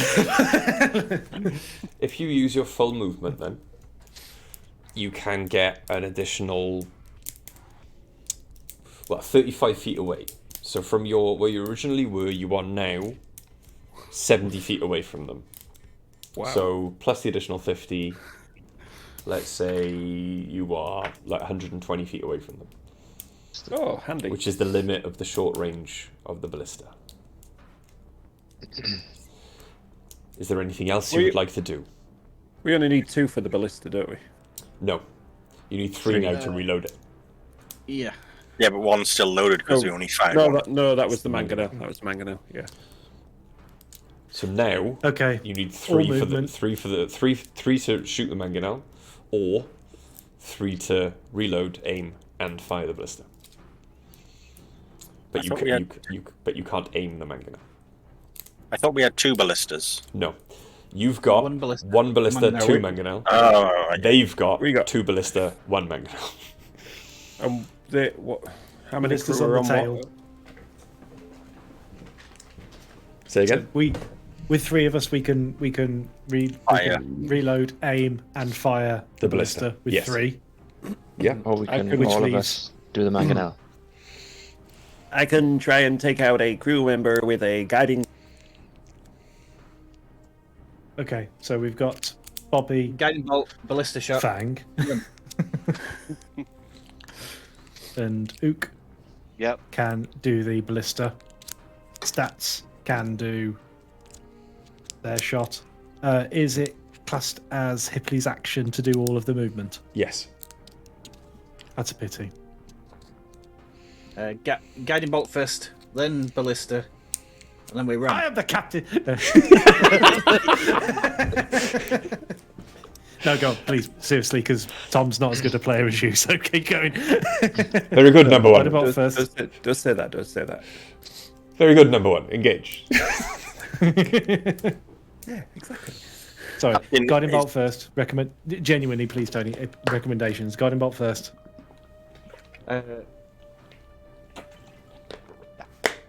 Yep. Fire on the ship with guiding bolt and fire with the ballista. Can you aim at the guys on the ballistas? I will aim at anybody that's aiming at us. Because you 2 can take range and the 3 of us can sort out the ballista, can't we? Lovely. Well, they've got a crew same as us, so if we're going to aim at the ballista crew, I'd aim at the ballista. Yeah, I don't- take the ballista out, not the crew. I don't know Yeah. how much HP the ballista will have. Hipley won't I would, have. I would, I would imagine it would have a fair amount of hit points compared to crew. Yeah. Well, the crew have got 11 hit points, Each. as you How were many told. crew did Yeah. you say there were that we could see? One less Um, crew means one less action to load, aim, fire. Okay, me and stats, ranged attacks, so guiding bolt, firebolt, ballista, Hipley. Mind your goddamn business. Okay, so Sorry. saying that then, guiding bolt first. Guiding bolt. Okay. So yeah, I'm just going to aim for any crew member that's got a weapon that's currently making its way to aim at us Okay. to try and hamper it in any way, shape, or possible. Okay. Oh, that's a natural 20. Nice. Yes. Definitely hits. Roll for damage, Um, please. So normally it's 4d6. So is that 8d6 then? 8d6. Oh my days. Guiding bolt that big? Wow. Yeah, it's a really really good first level spell. Yeah. Oh, okay. So Guiding bolt for its other Oh, effect. they are fucked up. 10, 20, Nothing is other 25, 26. 26 points of damage. Yes. Okay. The same as the ballista.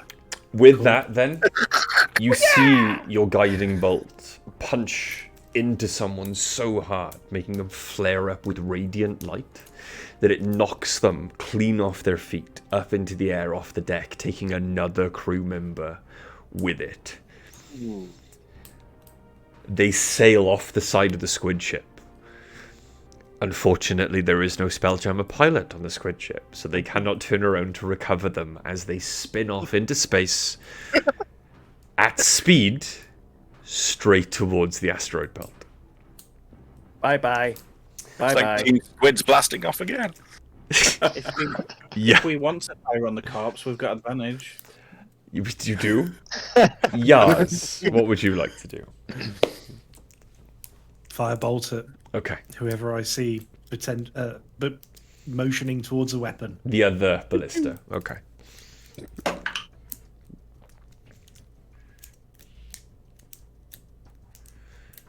$22.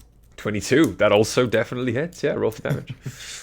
It is just the 1d10, unfortunately. I just pressed it on D&D Beyond just for the sake of speed, but for some reason it hasn't appeared, so I'm going to do it in the dice tray instead then. Is this a D10? Yeah, it's like one. 9. 9 points of damage. This one, while not dead, you get the feeling is going to be horrifically scarred, as they are currently on fire trying to tamp it out, and, unfortunately, cannot use their action to reload the weapon. And so, Well played, Captain. the rest of Yes. you, what would you like to do with your ballista shot? Who wants to take the role? Who wants to aim? I'll aim again. What are you aiming at? Who wants to reload? I'll reload that. And Bobby. Yeah, I got to shoot things. Aiming at their ballista. Okay. Okay. Oh boy. It was a plus 6. Plus 6 on the ballista, yeah. It's 24. 24 definitely hits. Does it split their ballista arrow? Roll for damage, 3d10. But can you do it amid distraction? Does Sirenscape have an arrow whistle? It absolutely does. Give me a second. Does it have a ballista whistle? I'll just turn it up. Yeah, it goes from... I'm pretty... It's got a Wilhelm scream, which is my favourite button ever. So give me a second. Why didn't you use it when you knocked the guys off the ship? Because I forgot. So, how much damage? 21. Okay, so as you aim at the ballista, then it goes straight through the inner workings, punching straight through the chest of another one of the Githyanki, sending them hurtling off into space. Yeah. There we go. But yes, going on to their turn, they unfortunately cannot fire the weapon. Oh, shame. Either of them. Because there are now only two crew left that aren't on fire, I think. Yes. Or doing a spacewalk. As more rush then to take up the ballista, you are out of usual range of the ballista. You are also moving further and further away from them as their squid ship continues on in a straight line off into the void of space. Well, technically, if they were coming straight towards us, aren't they heading into the asteroid field? No, because as you were leaving, they were coming straight towards your rear. They were following you. They were hiding in the asteroids. But There might yes, eventually be a sun or something. Yeah. they are currently hurtling off into the void of space, and you have survived quite deftly your first space battle. I just blow my finger guns. Well done. Wondering if we wanted to be cruel and take one last mangonel shot at them as we cruise away. If they're on the correct side, I think we should. Captain, we could pull up and board them and take both ships home. Is that overkill? You currently, looking at the squid ship, and as fast as your ship can go, you are currently, DM as you says are no. moving away from them, you're basically moving the same speed. So unless you damage them to the point where they stopped, you'd never catch up. Oh, shame. We could have taken a squid home. Spell jamming across the universe. So, having survived your first space battle, well done. Well done. Sorry. Yaz's response. Wonderful idea. No. The ship once again then pointed towards Toril. You speed up to spelljamming speed, hurtling through wild space. Can stats do any more repairs to our ship? If Yeah, possible, please. during Stats can do so. Yeah. Carpenter's tools. Cool. I'm gonna do Are you- some repairs. You're just going to use mending stats. Yeah, pretty Okay. much. 5 foot outside. The carpenter's tool actually help. The mending spell is helped by other like wood being put in place and the correct type of tools being used. However, the ship does drop out of spelljamming speed quite quickly. And it takes you all just a moment to spot another hammerhead ship in the distance. Oh dear. The other ship, however, is severely damaged and appears to be adrift. Every few seconds, you can see bands of electricity rippling out of the center of its hull, dealing further damage to the ship. It is about 500 feet away. Would we have any reason to think it's the other team? When you say that it's another hammerhead shark, is there any marking, etc., to assume that it's from the same lot? It and they're looks essentially friendlies. It looks like an exact carbon copy of your ship. Apart from the fact that it is heavily damaged, derelict, and has electricity arcing and exploding out of the center of it. Awesome. Their car has gone As critical. you kind of orient yourself in space, this is around about where you encountered the eel storm. Any points for rescuing them? I was going to Do I say, sense- are we close enough to see if there's anyone on board still? Roll me a perception check. Do I sense or I see join on that. eels? Yes. Reavers. Captain. 16 on that. Perception. Yeah, 16 for me as well. Yaz's thing was going to be, me. I don't like it, but let's get close. Let's see if we can pull anyone from it. Sorry. Sorry, what was your perception check, Bobby? 16. And yours, Fang? 16 as well. Okay. As you do move in and slightly closer, you both make out there are Oh, wow. quite a few. You can both make out if you want to. No, but you can both make out there are quite a few injured and unconscious shipmates on deck. You can, however, see Micken standing on deck, holding onto the rail, waving at you. Hello. Does he look completely unharmed from this? Oh no, he looks like frazzled. Like some of his cadet uniform is burnt. He, however, seems to be one of the only ones standing. Him and the captain woman. Can I sense or see any Whose name you eels? seem to have forgotten. Can you remember her name? God, no. Did you get her name? I got it. I got it. Veneer. Nope. Say again? Veneer. Veneer. I wrote down. Yeah. Veneer. Oh, okay.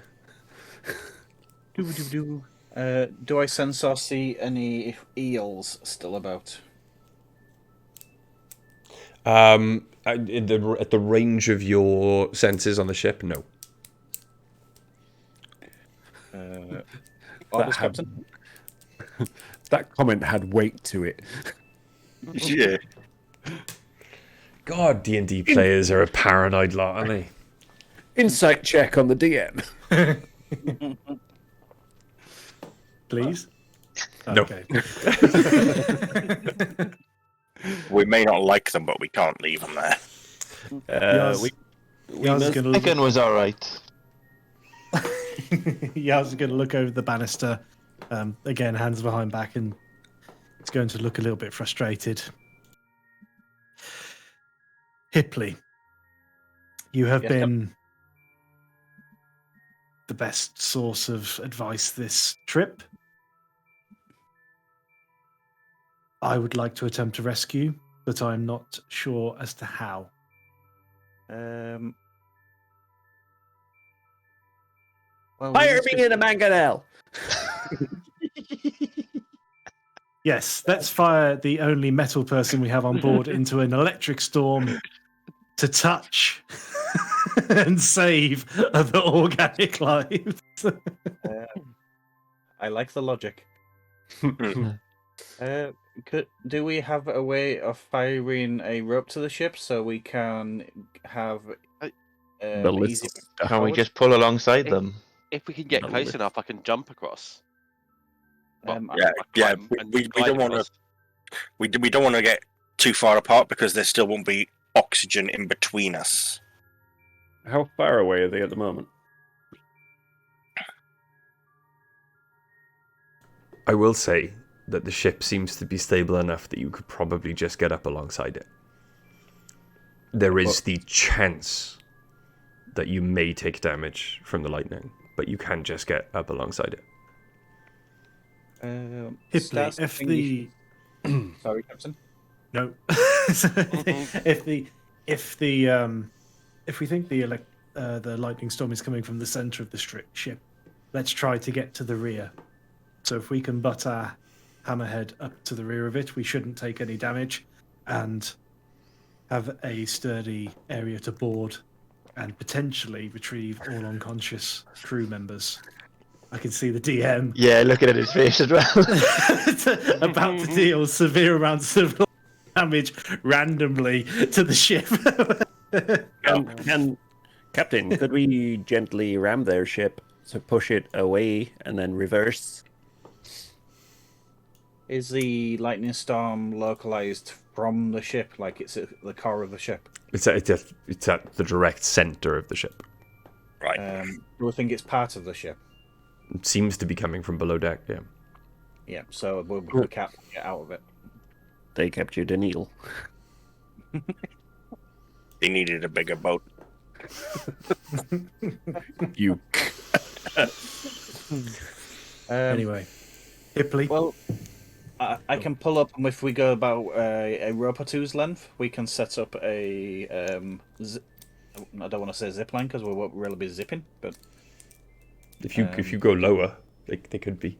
I was going to say, if we pulled our forward up to their aft, they could jump from the back of their ship to our front, sort of, and we'd be away from the electrical storm at the centre. Well, if I approach the back of the ship above it, we can have a zip line down, and then I can go down, and you can zip line back.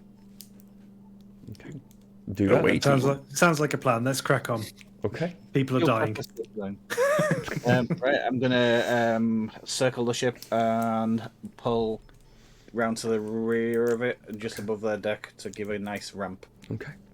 Do we have escape slides? You don't, unfortunately. If we just tie some of the ropes off. I tie a rope off, grab it, and then jump off and glide down onto their ship, creating a dip line. I would like to volunteer as tribute. As you... You're staying here, Stats. I'll go over. But if their crew needs healing... I think if the three of us go over and drag them over... Yeah. Even if they can't necessarily get them to our ship, they can throw them, and I can cushion the fall of at least 2 more. I'm sure we've got enough rope that we could rig up something to zipline them down. Yeah. Tie 'em to the rope with like a hook or loop or Grappling hook. I've got a... Yes, thank you, Hickley. As you get then closer to the ship and you jump off, Ook, taking a rope with you, the atmosphere on the ship is electric. You can feel the ozone kind of crackling around you as there is a almost constant pulse of lightning arcing out, and you can hear and sense it. Your fur stands on end. I think there's something wrong with my PC. However,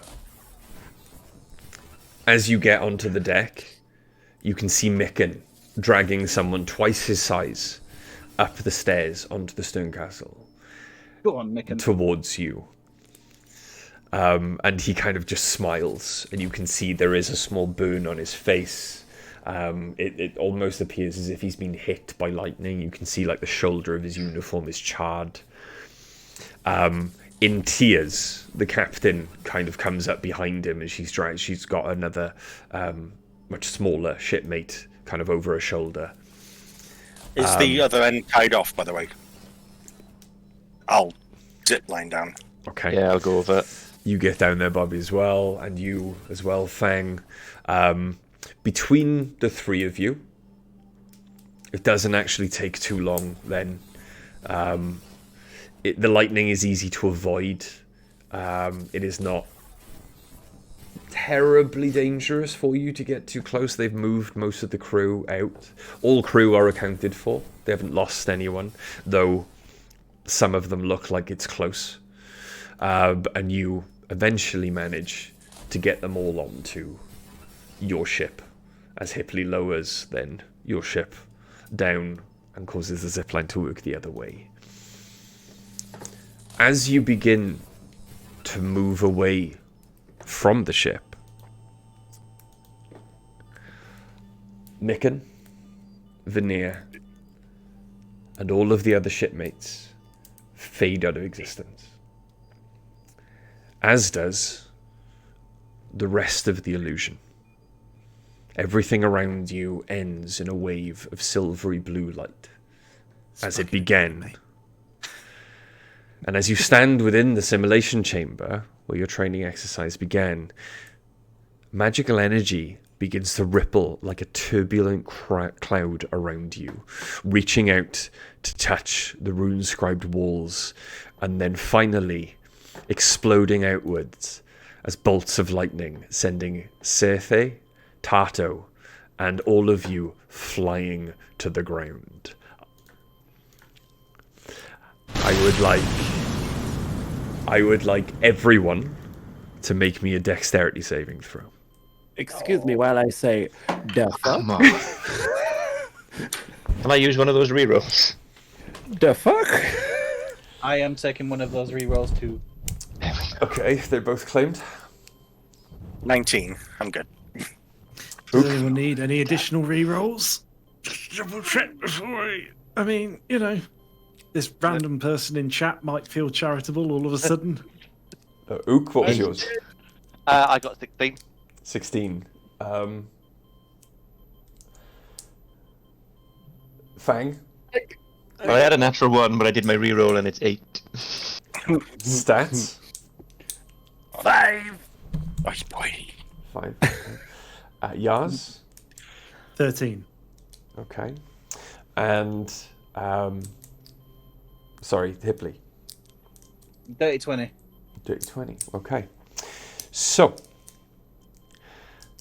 Bobby, Hipley, and Yaz.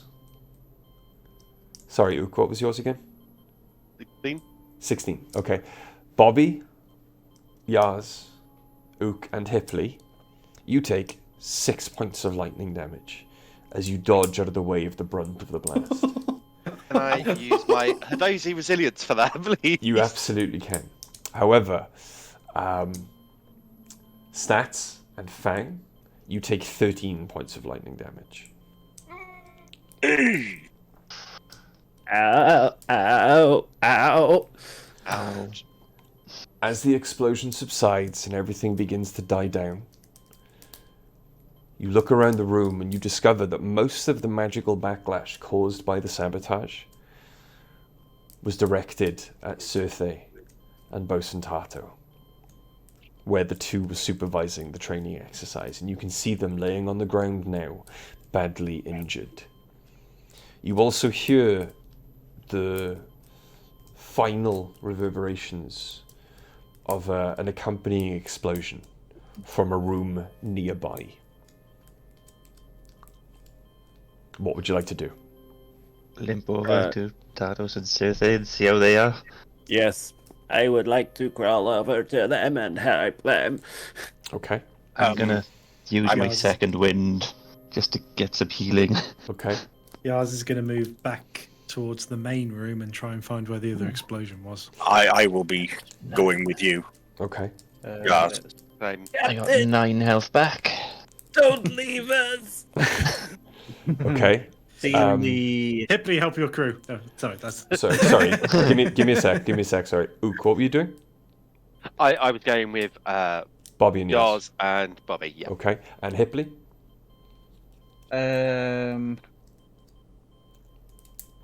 Oh, damn.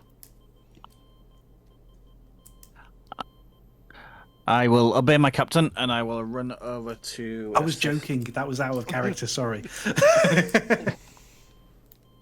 I'm going to head over to make sure Bosun, Tato, and... Cirthe. Okay. Yeah, let's make sure they're okay. Okay. I don't have anything I can use on them other than just check on them. As you approach them...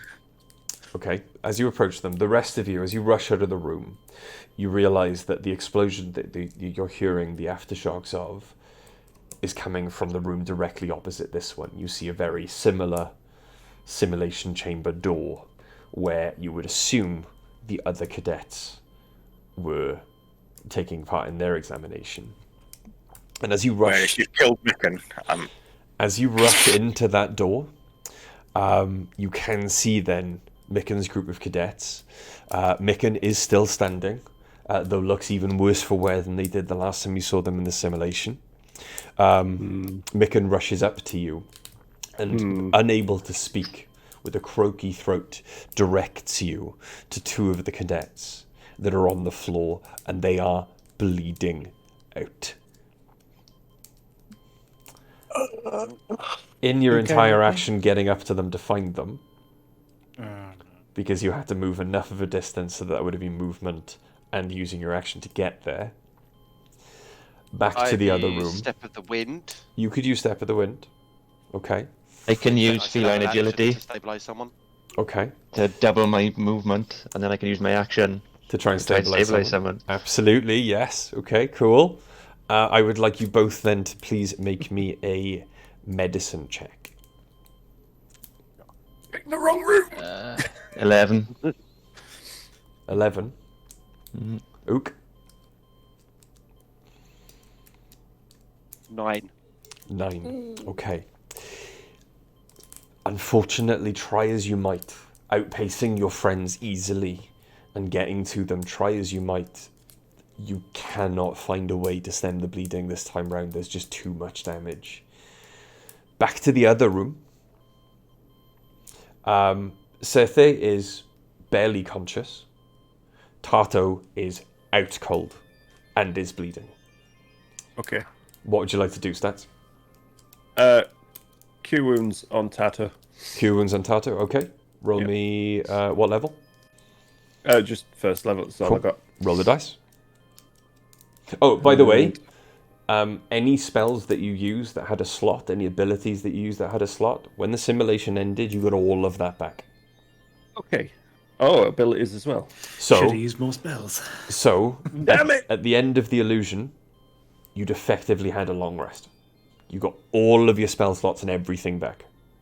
Okay. But not That's fine. the damage that you then took. I could have used Hate this game. built for success, but it probably wouldn't have made a difference to a 5 anyway. Okay. So it's 5 hit points back to Tato, yeah? Oh no, sorry, I sorry, haven't rolled yeah. yet. No, I meant because I've rolled a 5 for Your my dex check. dexterity saving throw. Got Yeah. you, sorry. Every saving throw I've had, it's been a 1 or a 2. But oddly enough, yes, that is 5 hit points back to Tato. After all that. As the spell then leaves your hands and is imbued into Tato, they take a deep, shuddering breath and open their eyes. And even though there is no cigar currently in their mouth, as they breathe back out, a large cloud of smoke comes out with it. What happened? You tell me, Sether. And looks over. Hipley. Yep. What would you like to do? So I think my friend Stats has got the 2 in hand. I want to take a good look around me and make sure there's nothing hostile or anything like that. Okay. Roll me, please, an investigation or a perception check.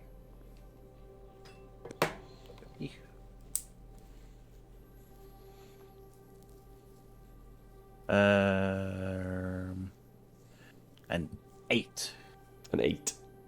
Okay. As you look around, unfortunately, at the moment, it's filled with smoke and falling debris as parts of the walls and parts of the crystals with all of the magical illusionary sigils on them have started to fall away. You may need for it to kind of settle down before you can get a good look. But at the moment, you can't really make out anything, especially in a room that's just exploded, that looks out of place, as everything kind of does. Yaz. Do I have Sorry. Is it that me completely done, or do I have enough left to start trying to pull Boss and Tato towards the exit? That would be trying to look like this. That would be your action to look around. That's fine. Yep. Yaz, as the captain. Yes. Where did you go? You ran into the other room, didn't you? Yes. Okay.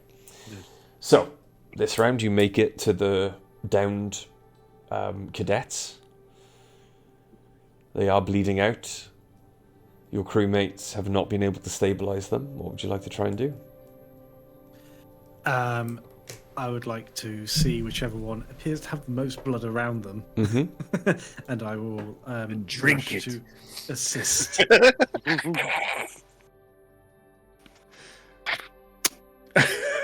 You should get tested. They are both equally injured. It is difficult to tell which one is more critical than the other. It's who is working on them again? Sorry. Ook and Fang. Fang. Yeah. Definitely Fang, the brave. Fifth. I will go to the one that Ook is working on. Okay. Make me a medicine check, please.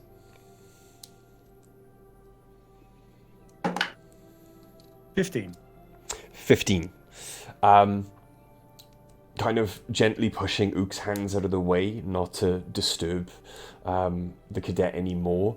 You do manage to just work out then and see where the majority of the blood is coming from, and you can tie off a quick tourniquet, at least to stabilize them so they don't get any worse. The other, though, is still critical at this point. Bobby. I will rush up to Fang and ask, is there anything I can do to help with this downed cadet? You can What try. can I do? You can try and do a medicine check for me. Okay. This better be good. 14. 14. Okay. Again, with both of you now working on them, you do manage to roll them over gently enough that you know you're not going to hurt them anymore or make anything any worse. And you do notice that the majority of the damage is coming from underneath them, or the majority of the blood is coming from underneath them. And you do manage then to just pack the wound and get a couple of the other less injured cadets over to help apply pressure and keep them still. Back in the other room, Tarto and Sethe kind of rouse and wake up. Sethe looks at you all. Well, don't you all look the picture of hell, whereas I've had better days. The other cadets, do we know how they are? I don't know. The rest of our crew went to check on them. We must go to them, please. Please, go ahead. We will catch up. Are you okay? Tarto kind of puts Sethe's arm over her shoulder.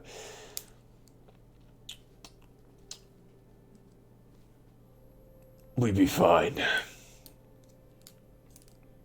Where's my cigar? Oh. And kind of picks up a clipboard off the floor and kind of takes the cigar out of the clipboard and puts it back in their mouth.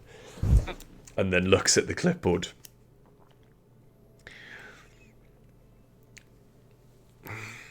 I think we can ignore that. And throws the clipboard away.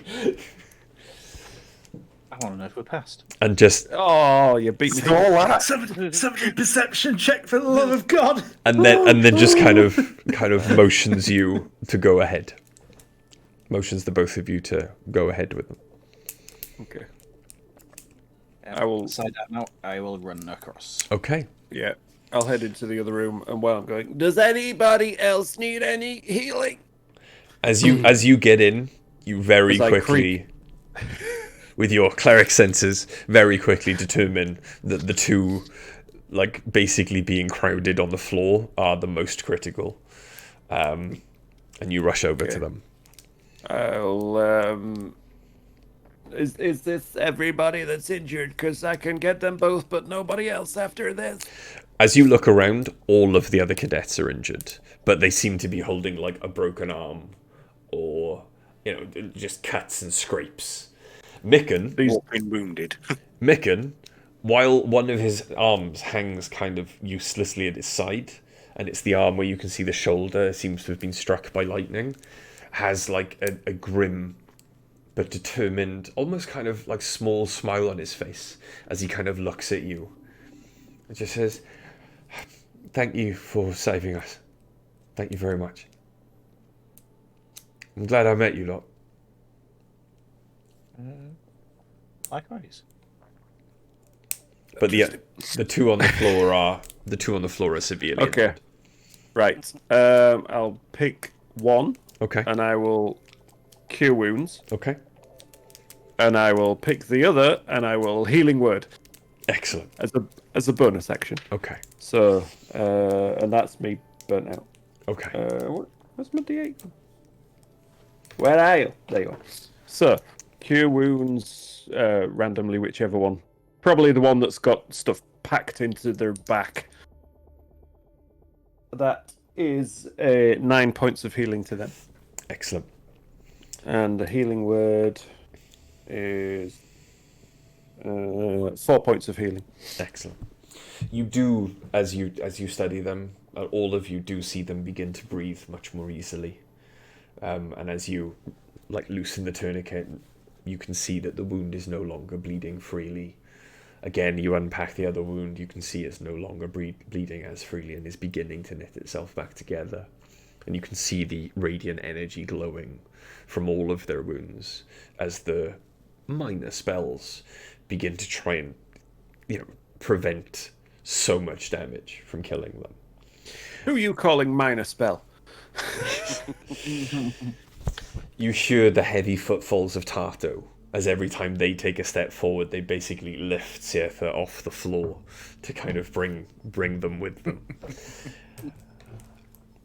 And as you look around the room, again, then, Hipley, you wanted to do perception checks. This one doesn't look as smoky.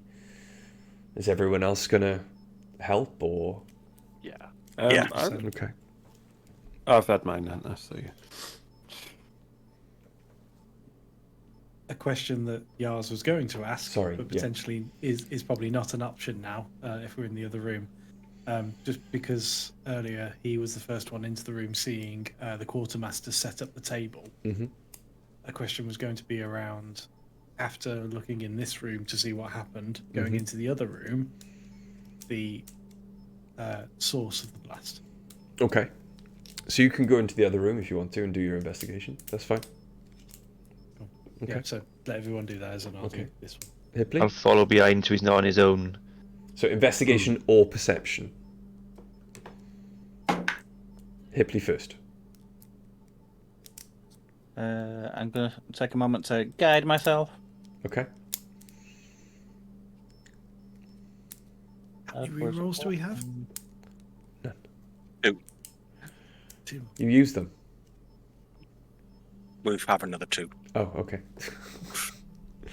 During the medical checks, I put another 2 in chat. Okay. I didn't know if anyone used. I mean, a kind viewer, thank you so much. Next time, gift anonymously. Okay. My own ass. Hipley. What was that, sorry? 13. 13. Okay. And then Fang? Oh, no, sorry, you're going to the other room with Yars, yeah? Okay. Yeah. Bobby? 17. Ook? 11. 11. Okay. Okay. As you both search around the room, then, or the three of you search around this room, Ook, you can't make much out in the sector of the room that you're looking for. There's just too much destruction. You can't tell what should be there. Probably and too what. busy drinking, to be honest. That too. Bobby and Hipley, as you walk around, you see something that you're pretty sure definitely shouldn't be there, as the entire walls seem to be lined by crystal structures and sigils. What you appear to find is an odd-shaped metallic plate that's been crudely jammed into the walls of the chamber. As you then make this known, hearing this, Yaz, Fang, you walking into the other room, look around, and particularly searching for crude metal objects jammed into the wall, find it quite quickly. You pull it out, and you can see then that there is a jagged sigil carved into it, which when you take it back into this chamber that everyone else is in, you find perfectly matches the sigil carved into the metal object that Hipley found. Thinking back, do we recognise it from being in the room when we first entered it? Not at all. It was not there. You have not seen this metal object or this sigil before in your life. Lovely. Show it to Tarto and The other one. The other one. And Yeah, ask them if they recognise the sigil. Okay. Surtha. So, Silver Surfer, that was it. They take one, and as they examine it, and their eyes become clearer, they do confirm that it is very probably the source of the sabotage. It is a magical object. Surtha does a quick spell. You see their eyes flash gold instead of silver, and as they look down at it, it is some kind of evocation box meant to disrupt other more harmless spells. Do you... Tato, darling, does that look familiar to you? And Tato scowls and regards the object very coldly. Vokath. Should have suspected. It appears the Mercane's grudge against Mert has become a vendetta. The old wolf must be told. Sirtha seems to nod. And they put one of the boxes in their pockets. And they hold their hand out for the other. I'll prize it off the wall and give it to them.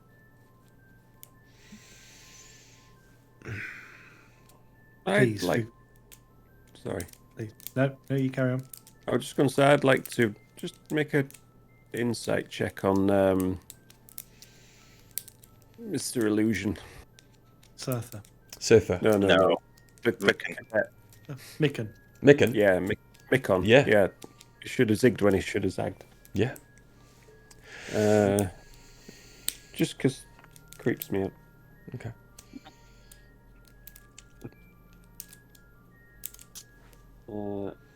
Dirty 20. Okay. As you are doing this, and you look at Mikan, Mikan looks distraught that his new friends have been hurt, relieved that he is safe. And there is something of a sense of pride about him. And this is explained as Vania walks up. He says, I'm sorry to disturb, but I wanted to recommend Bosun Tato that Cadet Mikan is commended for their bravery and their actions. I do not know, obviously, how this simulation was sabotaged. However, were it not for Mikan's quick actions and their bravery in the simulation and afterwards, I feel that many of us, my cadets, my crew, would not be here to be able to tell you this. Thank you. And she kind of bows her head and you can see tears running down her face. And she also then turns to the rest of you and says, I was harsh when you first entered the academy, and for that I can only hope you will forgive me one day. However, my actions from now on will be to do everything I can to earn your forgiveness, for I am incredibly sorry and did not realize the strength of character and the wonderful people that I had met. I am so very sorry. And she kind of hangs her head and turns and walks back off. Start by treating your crew in equal right and worry about outsiders after that. She turns to you. She just nods and goes back over to help her crew. You owe us a rum. Both you, Tato. Sorry, I didn't mean to speak over you. I didn't think it. I thought you'd done it. I'm just going to walk over to Mick and just give him a big hug and say, I told you. Well done.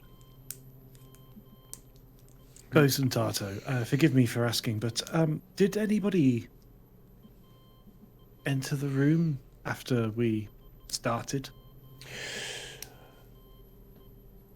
No, not that I can remember. I don't believe so. However, Pay it no mind. This is not cadet business. Please do not repeat anything we have said. With all due respect, Bosun, if my crew and myself are harmed, I consider it my personal business, and I consider it my crew's business. And again, with all due respect, I ask you not to disregard our concern so easily. Affirmative. At this time, cadet, it is none of your business. Should that change, after we have spoken to Mert and informed them of your bravery and the help you gave today, I will let you know. However, time for your scores. I'm just going to stand up and just pat myself down a little bit all the while. Just cast a quick mending on myself. Before you give our scores, Yeah. Okay. I must note that there was a few failures on our ship, for which I must take responsibility for the inaction on my behalf. I especially commend... Hippler's going to walk up and just put their hand over the captain's mouth. So it's okay, Captain. It's Bosun's turn now. If we'd like to get our scores. Cast silence if I had it.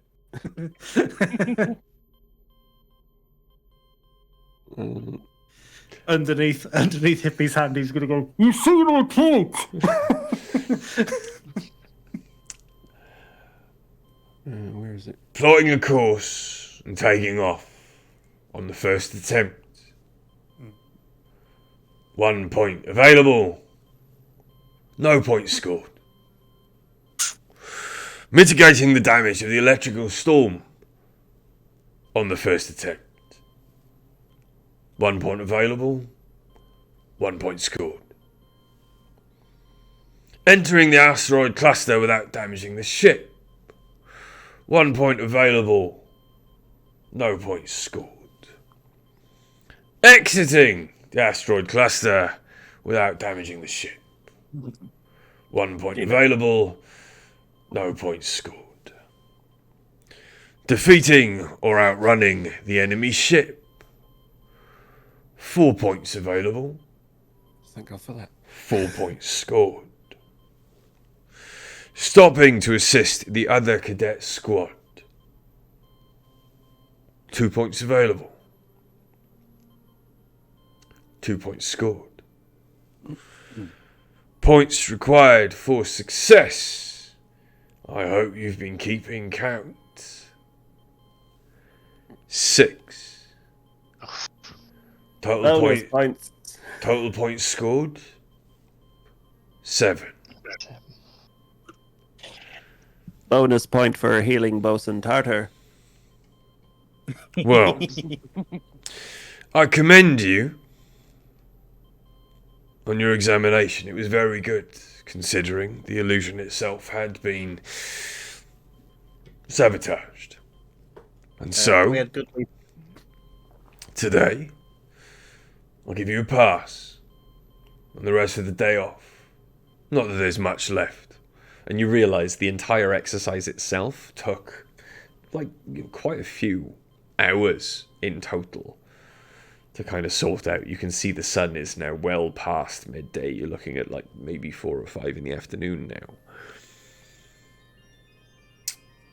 However, for your quick action, after the simulation was over, and for possibly saving mine and the life of the woman, or the person, sorry, most dear to me in this world. And Tato takes Setha's hand. A reward is in order. I will possibly have more for you later, but for now, I will credit 100 gold pieces to your academy account. You may take that from the stores whenever you wish. I will let them know as soon as possible. Thank you. What about the rest of my crew? 100 gold pieces each. Okay. Thank you, Burson. I believe it was down to our strong leadership from our captain that led us to our success. I think we need to get to the physicians. I think that's a good idea. And as Tato says that, lots of people rush in on with stretchers and begin to tend to the wounded, and Tato and Surtha kind of wander over to them. I think I need to get to the auto repair shop. I think we need to go to the pub. That sounds good. Okay. I let go of Yaz. I said, I believe you owe us a drink. Yeah, I don't know if you were about to do something noble there, Yaz, but it's unneeded. We're a team. Quietly, Yaz is going to kind of pinch Hipley's forearm and just be like, I would like a moment of your time, if that's okay with you. Sure. But before you go off, Hipley, can you do something about the blood in my fur, please? You know that thing that you do with the cleaning up? Oh, finger guns, P magic. Yeah. I'm gonna help the other squad with their injured before going to the pub. I'll finger gun everyone there. P magic, P magic, P magic, P magic. Okay. You're all nice and clean. I'm shiny but very dented. Okay. But you wander out into the hall then, Hipley and Yaz? Yes, Captain? Just full innocent there. It's so triggering when you call me that.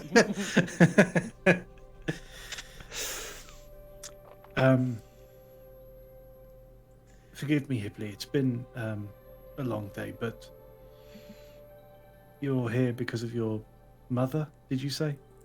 I am, yes. I'm here because of my I'm here because of father.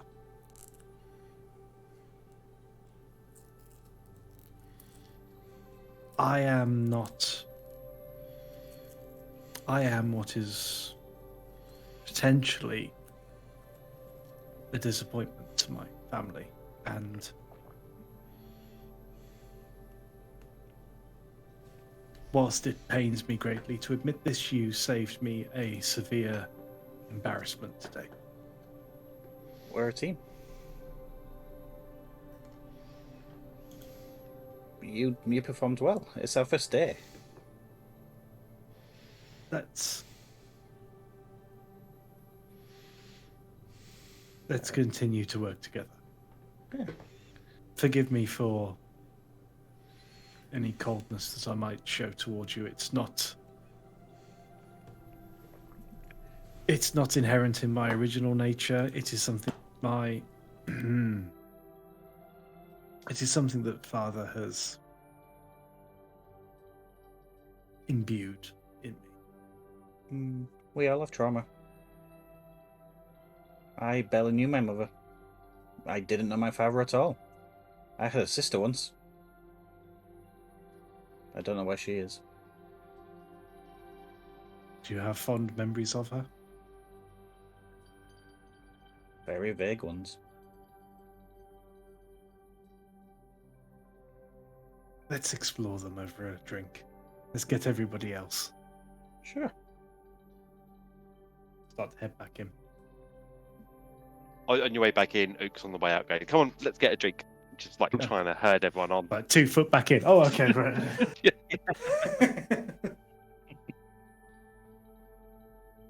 At the bar. Via the... Is it fast getting your dints knocked out stats? I have to get there first.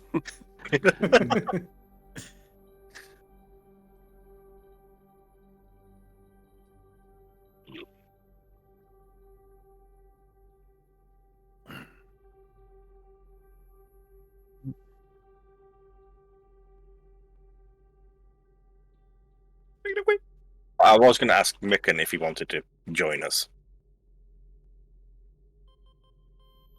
Fair.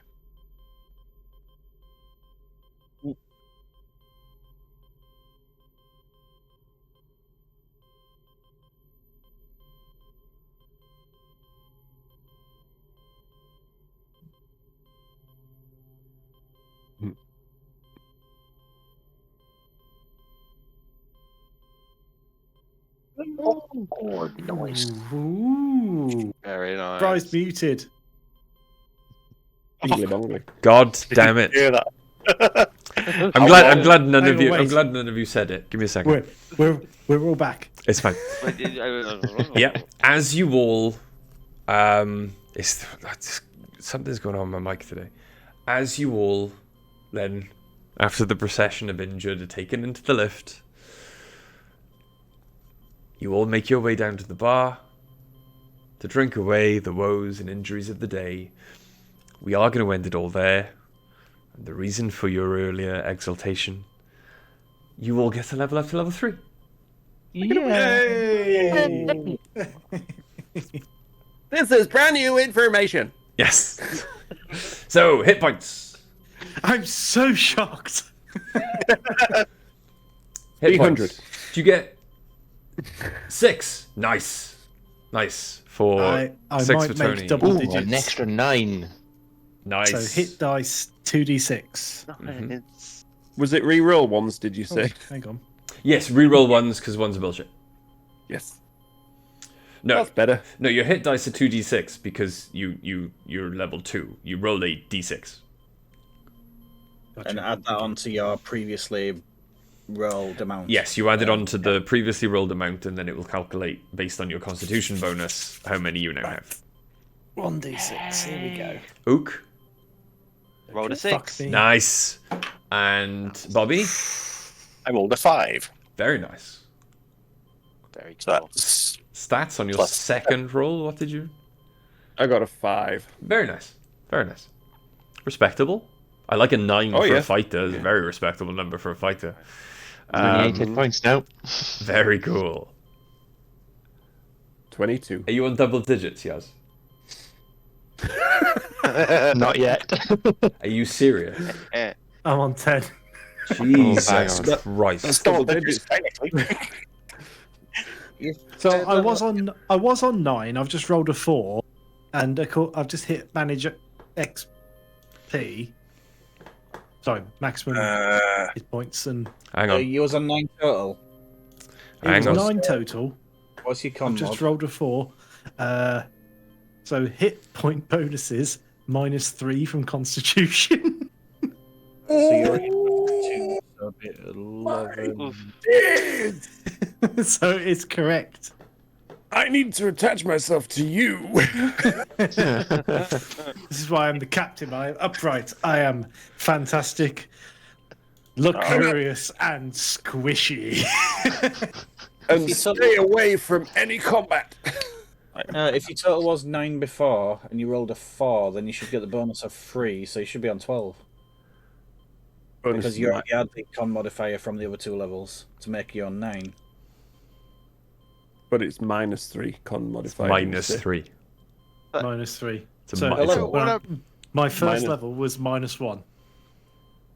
I don't Yeah, want to so make you then feel you- bad, but my hit points are 27 now. Yeah, so you get -1 per level. So you already So, had level I 1. can't cast spells if I wear armor that doesn't fit me, but is it possible for me to wear just like a cube of like steel plate?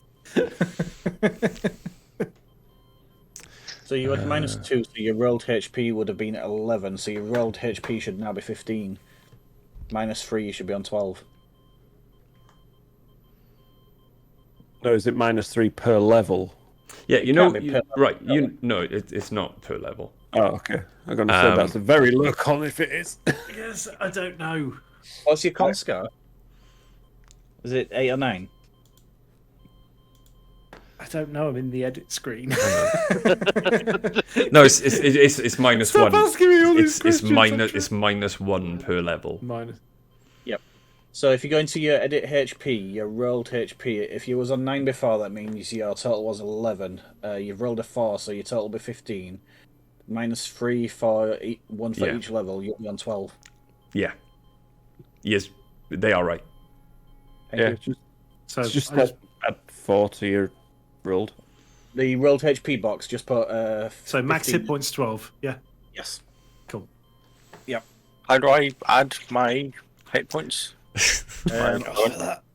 On your edit screen. On your edit screen, at the top of the class, it will show you manage HP. Yep. Ash, I'm trying. You've got to go up to level 3 first. But thank you. Go up to level 3 first. Hang on 1 minute. On your class screen. Damn. Wrong. We can do all this off stream, because this is incredibly boring for people. It must be. Look at these morons trying to figure out basic things when it's all minus Constitution. Who takes con as a dump stat? Wizards, apparently. But yes, as always, we hope you guys have enjoyed. Thank you very much to those who have watched. Thank you very much to those who will watch. But yeah, that's it. I'm very much enjoying this. You did very well. It was very good fun to do this one. But yes, as always, take care, stay safe. We love you guys, and as it is Heavyweight RPG, say goodnight, players. Good night, Good night, players. Good night, everybody.